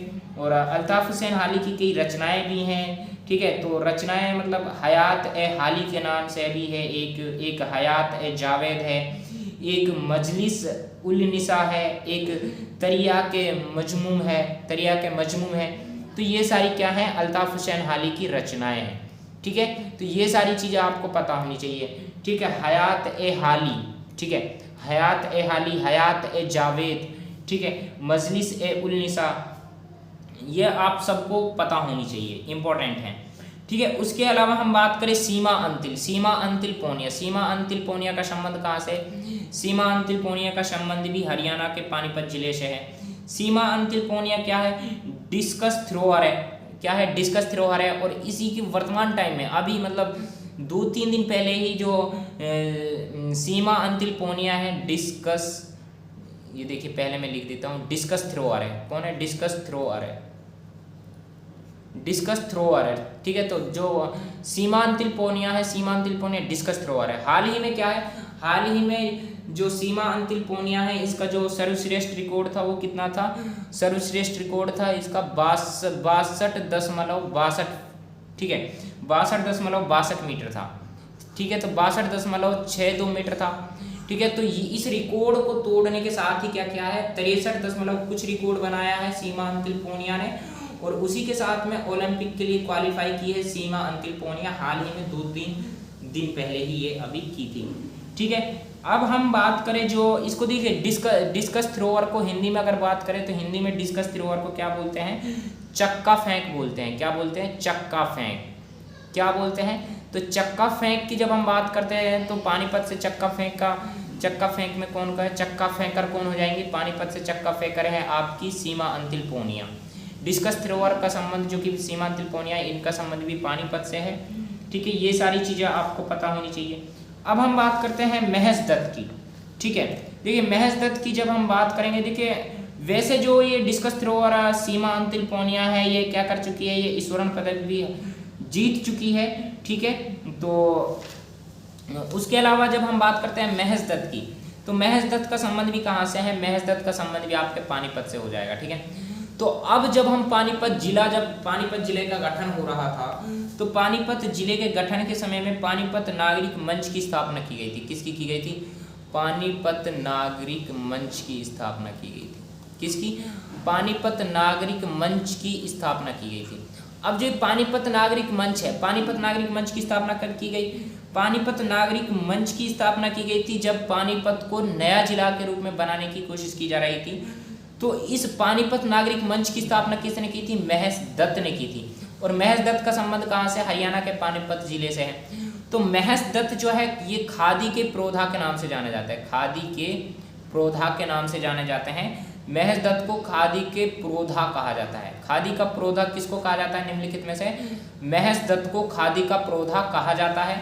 पानीपत नागरिक मंच की स्थापना की थी किसने, महेश दत्त ने की थी। महेश दत्त का जन्म 5 जुलाई 1939 को हुआ था। कब हुआ था, 5 जुलाई 1939 को हुआ था। महेश दत्त का जन्म 5 जुलाई 1939 को हुआ था। और 1942 में देखिए, अब 1939 में जन्म हो रहा है, तो 1939 से 3 साल बाद क्या हुआ, 1942 में भारत छोड़ो आंदोलन हुआ था। तो भारत छोड़ो आंदोलन में 4 साल तक की आंदोलन के समय में जेल चला गया था कौन, महेश दत्त, अपने माता पिता के साथ में। तो 4 साल तक जेल में रहा था कौन, बचपन में ही जो महेश दत्त है वो जेल में रहा था।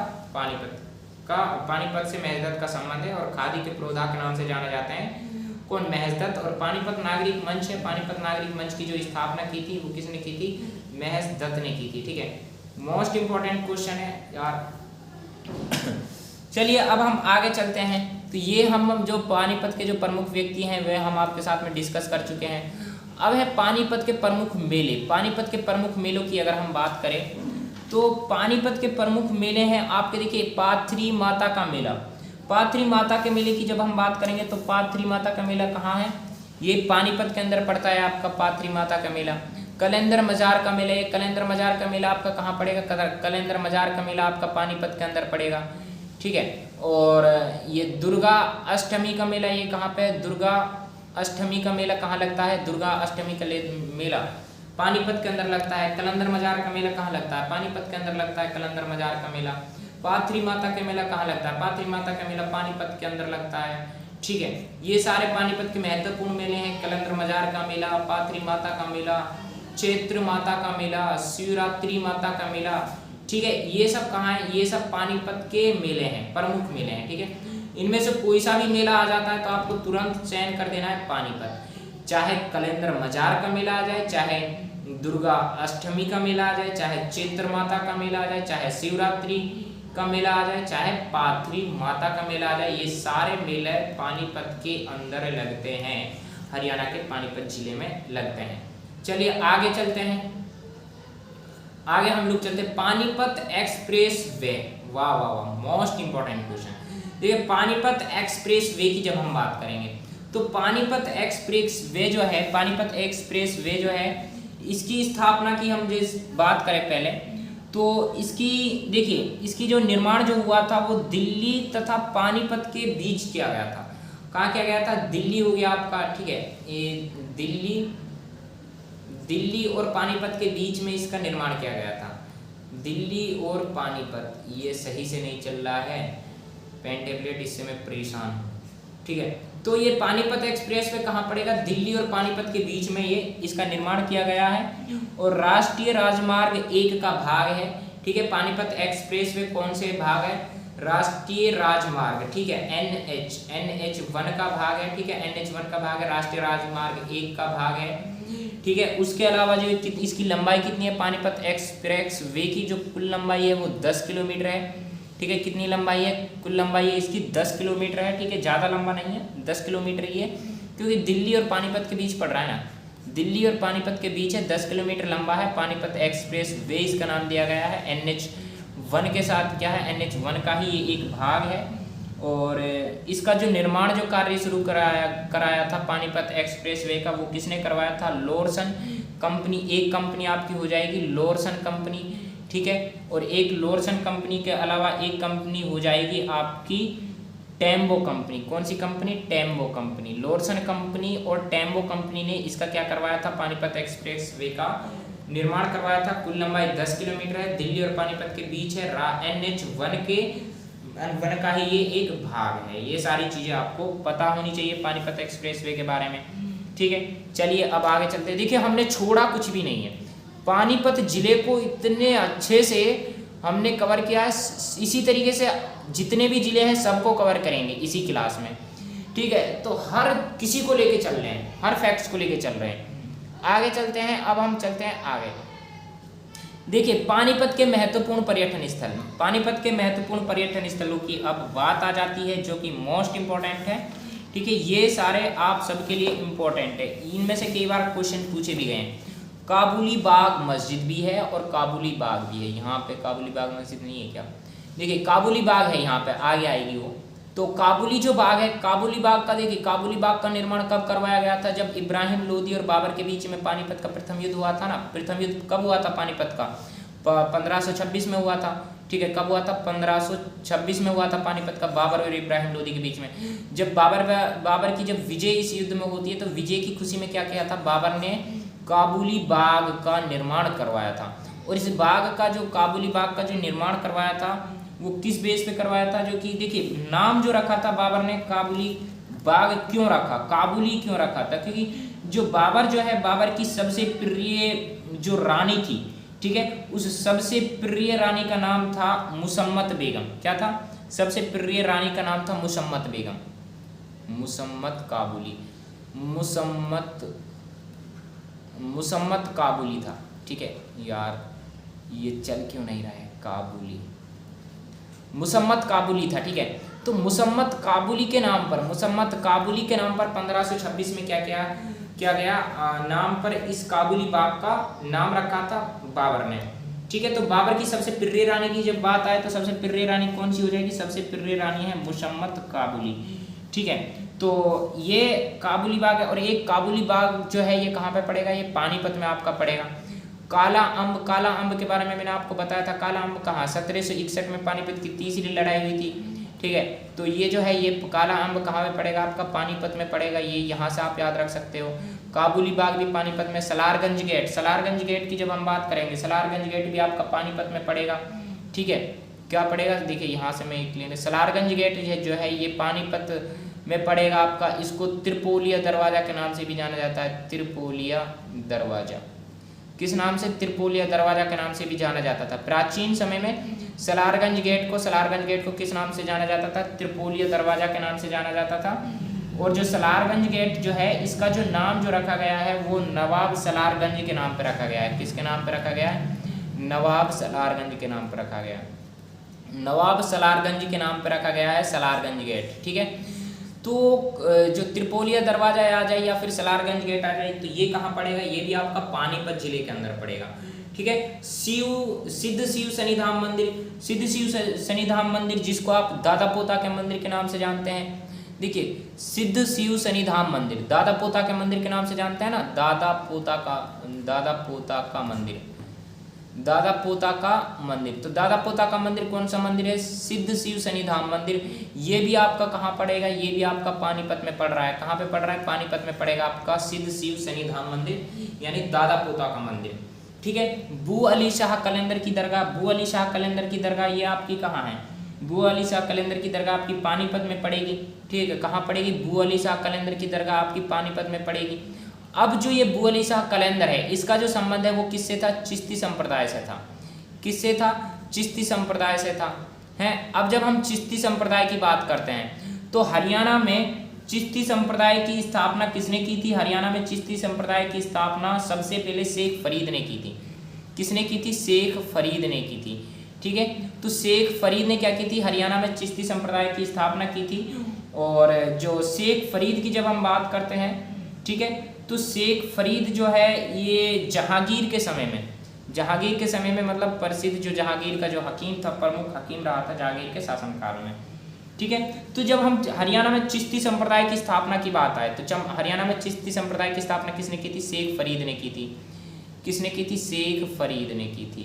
ठीक है, और वैसे जो आपका जो बू अली कलंदर शाह का जो संबंध है ये किसे? चिश्ती संप्रदाय से है। और जो बू अली शाह कलंदर की जो दरगाह है ये आपकी कहाँ पे पड़ेगी? ये आपकी पानीपत के अंदर पड़ेगी। ठीक है, कहाँ पे पड़ेगी? पानीपत के अंदर पड़ेगी। अब बात करते हैं कबीर उल औलिया हजरत शेख जलालुद्दीन की दरगाह, ये भी आपकी पानीपत में पड़ रही है। कहाँ पे पड़ रही है? कबीर उल औलिया हजरत शेख जलालुद्दीन की दरगाह आपकी पानीपत के अंदर पड़ेगी। ये एक सूफी संत थे। ठीक है, तो बू अली कलंदर के समकालीन थे। ठीक है, बू अली शाह कलंदर के समकालीन थे कबीर उल औलिया हजरत शेख जलालुद्दीन। तो हजरत शेख जलालुद्दीन की जो दरगाह है ये भी आपकी पानीपत में पड़ेगी। सैयद रोशन की दरगाह की अगर हम बात करें तो सैयद रोशन की दरगाह भी आपकी पानीपत में पड़ेगी। ठीक है, जो कि भाईचारे की एक मिसाल है। ठीक है, यहाँ पे सभी धर्मों के लोग आते हैं और भाईचारे के लिए दुआ करते हैं। ठीक है, तो मतलब सैयद रोशन की जो दरगाह है ये सैयद रोशन की दरगाह किसके लिए प्रसिद्ध है? भाईचारे के लिए प्रसिद्ध है। यहाँ पे लोग आते हैं और क्या करते हैं? भाईचारे के लिए प्रार्थना करते हैं, भाईचारे के लिए दुआ करते हैं, ऐसा लोगों का मानना है। तो सैयद रोशन की दरगाह आपकी कौन से जिले में पड़ेगी? सैयद रोशन की दरगाह भी आपके पानीपत जिले में पड़ेगी। ठीक है, आगे चलते हैं। अब हम काबुली बाग आ गया, काला अम्ब हो गया, सलारगंज गेट हो गया, सिद्ध शिव सन्निधान यानी दादा पोता का मंदिर हो गया। ठीक है, दादा पोता का मंदिर भी आपका पानीपत में है, जिसको आप सिद्ध शिव सन्निधान मंदिर के नाम से जानते हैं। बू अली शाह कलंदर का जो दरगाह है ये भी आपकी पानीपत में है। ठीक है, उसके अलावा कबीर उल औलिया हजरत शेख जलालुद्दीन की दरगाह ये भी आपकी पानीपत में है। सैयद शेख रोशन अली की दरगाह ये भी आपकी पानीपत में है। आगे चलते हैं। देखिए बहुत लंबी क्लास हो गई है पानीपत पे ही, लेकिन फैक्ट्स भी तो ज़्यादा हैं, इसीलिए तो लंबी क्लास आ रही है, फैक्ट्स ज़्यादा हैं इसलिए। प्लास्टिक पार्क, अब ये सारी चीज़ें आपको पता नहीं है ना, किसी ने बताया नहीं है। तो प्लास्टिक पार्क की जब आता है तो प्लास्टिक पार्क आपका कहाँ पड़ेगा? हरियाणा के पानीपत जिले में प्लास्टिक पार्क है। तो प्लास्टिक पार्क आपका कौन से जिले में पड़ेगा? पानीपत जिले में पड़ेगा। अल्ताफ हुसैन हाली की कब्र कहाँ पे है? ये भी पानीपत जिले में है। मैंने आपको बताया था जब पानीपत के प्रमुख व्यक्तियों के बारे में मैं आपको बता रहा था। तो अल्ताफ हुसैन हाली की जो कब्र है ये भी आपकी पानीपत में पड़ेगी। उसके अलावा मैं आपको बताऊं इब्राहिम लोदी की कब्र, इब्राहिम लोदी की कब्र की जब बात करेंगे तो इब्राहिम लोदी की कब्र कहाँ पे है? ये भी आपकी पानीपत में पड़ेगी। कहाँ पे पड़ेगी? पानीपत में पड़ेगी। क्योंकि जो इब्राहिम लोदी जो था ना, इब्राहिम लोदी देखिए बाबर और इब्राहिम लोदी के बीच में पानीपत का प्रथम युद्ध हुआ था और यहीं पे मतलब इब्राहिम लोदी को क्या कर दिया गया था? इब्राहिम लोदी को मार दिया गया था। ठीक है, तो इब्राहिम लोदी को मार दिया गया था, तो इसलिए इब्राहिम लोदी की जो कब्र है वो आप कहाँ हो जाएगी? वो भी आपकी पानीपत में हो जाएगी। ठीक है, उसके अलावा काबुली बाग मस्जिद ये भी आपकी पानीपत में है, क्योंकि जो बाबर है उसने अपनी सबसे प्रिय रानी मुसम्मत बेगम की याद में क्या करवाया था? प्यारी रानी मुसम्मत बेगम की याद में काबुली बाग मस्जिद का निर्माण करवाया था। जामा मस्जिद अगर हम देखें, वैसे तो जामा मस्जिद दिल्ली के अंदर भी है, ठीक है, लेकिन जब हम हरियाणा के परिप्रेक्ष्य में बात करेंगे तो हरियाणा के परिप्रेक्ष्य में जब हम बात करते हैं तो जामा मस्जिद कहाँ पे पड़ेगी आपकी? जामा मस्जिद आपकी पड़ेगी पानीपत के अंदर। ठीक है, हरियाणा में जब जामा मस्जिद की बात आए तो कहाँ पे है? पानीपत के अंदर है हरियाणा में जामा मस्जिद। हजरत ख्वाजा शमसुद्दीन का मकबरा, हजरत ख्वाजा शमसुद्दीन का मकबरा है, ये आपका कहाँ पड़ेगा? हजरत ख्वाजा शमसुद्दीन का मकबरा भी आपका पानीपत में पड़ेगा। ठीक है, और उसके अलावा सलार फखरुद्दीन व हाफिजा जमाल का मकबरा ये भी आपका पानीपत में पड़ेगा। ठीक है, ये सारी चीज़ें आपकी पानीपत में पड़ेंगी। मुकर्रब खान का मकबरा आपका कहाँ पे पड़ेगा? मुकर्रब खान का मकबरा आपका पानीपत में पड़ेगा। ठीक है, मुकर्रब खान के जब हम वास्तविक नाम की बात करते हैं तो मुकर्रब खान का वास्तविक नाम क्या था? मुकर्रब खान का वास्तविक नाम था शेख हसन। क्या था? शेख हसन मुकर्रब खान का वास्तविक नाम था। ठीक है, उसके अलावा हम बात करें जो मुकर्रब खान की, तो मुकर्रब खान इसका जो असली नाम जो था शेख हसन था, और मुगल बादशाह जहांगीर के समय में जो प्रसिद्ध जो हकीम था, ठीक है, वो मैंने इससे पहले जो आपको बताया था वो सॉरी वो गलती से मतलब शेख फरीद को बता दिया गया था, वो शेख हसन है। ठीक है, शेख हसन जो है जहांगीर के समय में क्या है, जहांगीर के समय में प्रसिद्ध हकीम था। कौन था? प्रसिद्ध हकीम था। ठीक है, और जो शेख फरीद जो है, शेख फरीद ने चिश्ती संप्रदाय की स्थापना की थी हरियाणा में। जबकि जहांगीर के जो सबसे प्रसिद्ध हकीम की जब हम बात करते हैं तो वो शेख हसन था, जिसको आप मुकर्रम खान के नाम से जानते हैं। और मुकर्रम खान का मकबरा भी आपका पानीपत में ही पड़ेगा। कहाँ पे पड़ेगा? पानीपत में पड़ेगा। इस्लाई लार्क की हम बात करते हैं, इस्लाई लार्क कहाँ पे पड़ेगा? इस्लाई लार्क आपका पानीपत में पड़ेगा। ठीक है, और इस्लाई लार्क जो है ये क्या है? ये एक रेस्टोरेंट है। ठीक है, तो ये मोस्ट इंपॉर्टेंट रेस्टोरेंट है। तो इस्लाई लार्क की जब हम बात करते हैं आपका पानीपत में पड़ेगा। बिलूजे की बात करते हैं, बिलूजे, तो बिलूजे की जब हम बात करेंगे, बिलूजे आपका कहाँ पड़ेगा? ये पानीपत में पड़ेगा। ठीक है, कहाँ पड़ेगा? बिलूजे भी आपका पानीपत में पड़ेगा। ठीक है, तो ये बिलूजे है, एक बहुत ही महत्वपूर्ण पर्यटन स्थल है। बिलूजे कई बार कॉम्पिटिटिव एग्जाम में पूछा गया है कि बिलूजे निम्नलिखित में से कौन से जिले में पड़ेगा? ये आपका पानीपत जिले में पड़ेगा। ठीक है, उसके अलावा देवी तालाब शिव मंदिर, देवी तालाब शिव मंदिर जो है ये आपका कहाँ पड़ेगा? ये भी आपका पानीपत में ही पड़ेगा। इसके बारे में देखिए, देवी तालाब शिव मंदिर जो है, जब पानीपत का तीसरा युद्ध हुआ था 1761 में, अफगानों और मराठों के बीच में हुआ था। मराठों की हार होती है, अफगानों की जीत होती है। ठीक है, तो मराठों की हार के बाद में मराठा सरदार मंगल रघुनाथ ने, ठीक है, मराठा सरदार का नाम क्या था? मंगल रघुनाथ।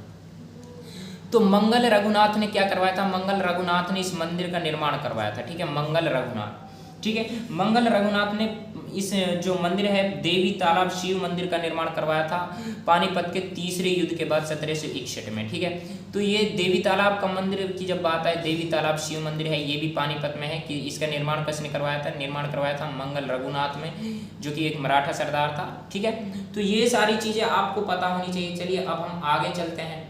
ठीक है, ये आपका आ गया महत्वपूर्ण तथ्य। ठीक है, अब तक हमने क्या क्या जान लिया? देखिए, पानीपत के महत्वपूर्ण व्यक्ति जान लिए, पानीपत के महत्वपूर्ण पर्यटन स्थल जान लिए, पानीपत की प्रमुख संस्थाएं जान ली। ठीक है, पानीपत का इतिहास जान लिया, पानीपत का नामकरण जान लिया, पानीपत का सामान्य परिचय जान लिया, और इसके अलावा भी बहुत सारे फैक्ट्स, बहुत सारे तथ्य हमने आपको बताए, इसलिए तो इतना टाइम लगा है। अब और कुछ महत्वपूर्ण फैक्ट्स मैं आपको यहाँ पे बताता हूँ। देखिए, जो पानीपत का जो फेमस है पचरंगा अचार, ये कहाँ का फेमस है? ये पानीपत का फेमस है। कहाँ का फेमस है? पचरंगा अचार आपका हो जाएगा पानीपत का फेमस। ठीक है, कहाँ का फेमस है? पानीपत का फेमस है पचरंगा अचार, ये आपको याद रखेगा। विसु में फेमस है पचरंगा अचार। कहाँ का फेमस है? पानीपत का फेमस है। सूखी सब्जी कहाँ की फेमस है? सूखी सब्जी पानीपत की फेमस है। ठीक है, सूखी सब्जियों की बात आ जाए तो आपको पानीपत चयन करना है, पचरंगा अचार की बात आ जाए तो पानीपत की चयन करना है। और ये 1857 की क्रांति के समय में पानीपत का नेतृत्व करता कौन था? नेतृत्व करता था इमाम अली कलंदर मौलवी। जो इमाम अली कलंदर मौलवी, कई बार कॉम्पिटिटिव एग्जाम में पूछा जा चुका है कि 1857 की क्रांति के समय में पानीपत का नेतृत्व कौन कर रहा था? तो इसका सही आंसर हो जाएगा इमाम अली कलंदर मौलवी। क्या है? इमाम अली कलंदर मौलवी हो जाएगा। इमाम अली कलंदर मौलवी 1857 की क्रांति के समय में पानीपत का नेतृत्व कर रहा था। ठीक है, नेतृत्व कर रहा था। और ऊन उद्योग की जब हम बात करते हैं तो ऊन उद्योग जो है पानीपत और हिसार का फेमस है। ठीक है, ऊन उद्योग जो है पानीपत और हिसार में है। ठीक है, ऊन उद्योग की जब हम बात करेंगे तो पानीपत हिसार का दोनों जिलों का नाम एक साथ आता है। राज तिलक की बात करते हैं जो कि हरियाणवी फिल्म कलाकार है। ठीक है, सत्येन कप्पू है और मोहित अहलावत है। ठीक है, ये तीनों जो है ये हरियाणवी फिल्म कलाकार हैं। तो हरियाणवी फिल्म कलाकार हैं तीनों, राज तिलक, सत्येन कप्पू, मोहित अहलावत। इनका संबंध कहाँ से? इनका संबंध भी आपके पानीपत जिले से पड़ेगा। कहाँ से पड़ेगा? पानीपत जिले से पड़ेगा। हरियाणा के फिल्म कलाकार हैं राज तिलक, सत्येन कप्पू, मोहित अहलावत। ठीक है, शिवाजी स्टेडियम में आपका कौन से जिले में पड़ेगा? शिवाजी स्टेडियम में आपके पानीपत जिले में पड़ेगा। ठीक है, अब हाल ही में इसकी क्या की गई है? हाल ही में अभी जून के अंदर शिवाजी स्टेडियम की क्या की गई है? शिवाजी स्टेडियम की सफाई की गई है और इसमें एक बॉक्सिंग जो मंच है वो भी रखा गया है। ठीक है, और ये इसका समतल किया गया है ताकि जो खिलाड़ी जो हैं वो अपने अच्छे से अभ्यास कर सकें। तो यही है। तो ये आपकी हो गई आपका जो पानीपत जिला दर्शन जो है, पानीपत जिला दर्शन से रिलेटेड जितने भी क्वेश्चन बन रहे थे वो हमने यहाँ पे कवर किए हैं, डिस्कस किए हैं। ठीक है, और देखते हैं आगे। यहीं पे वैसे एंड हो चुका है। तो ये हो गया आपका पानीपत, ठीक है।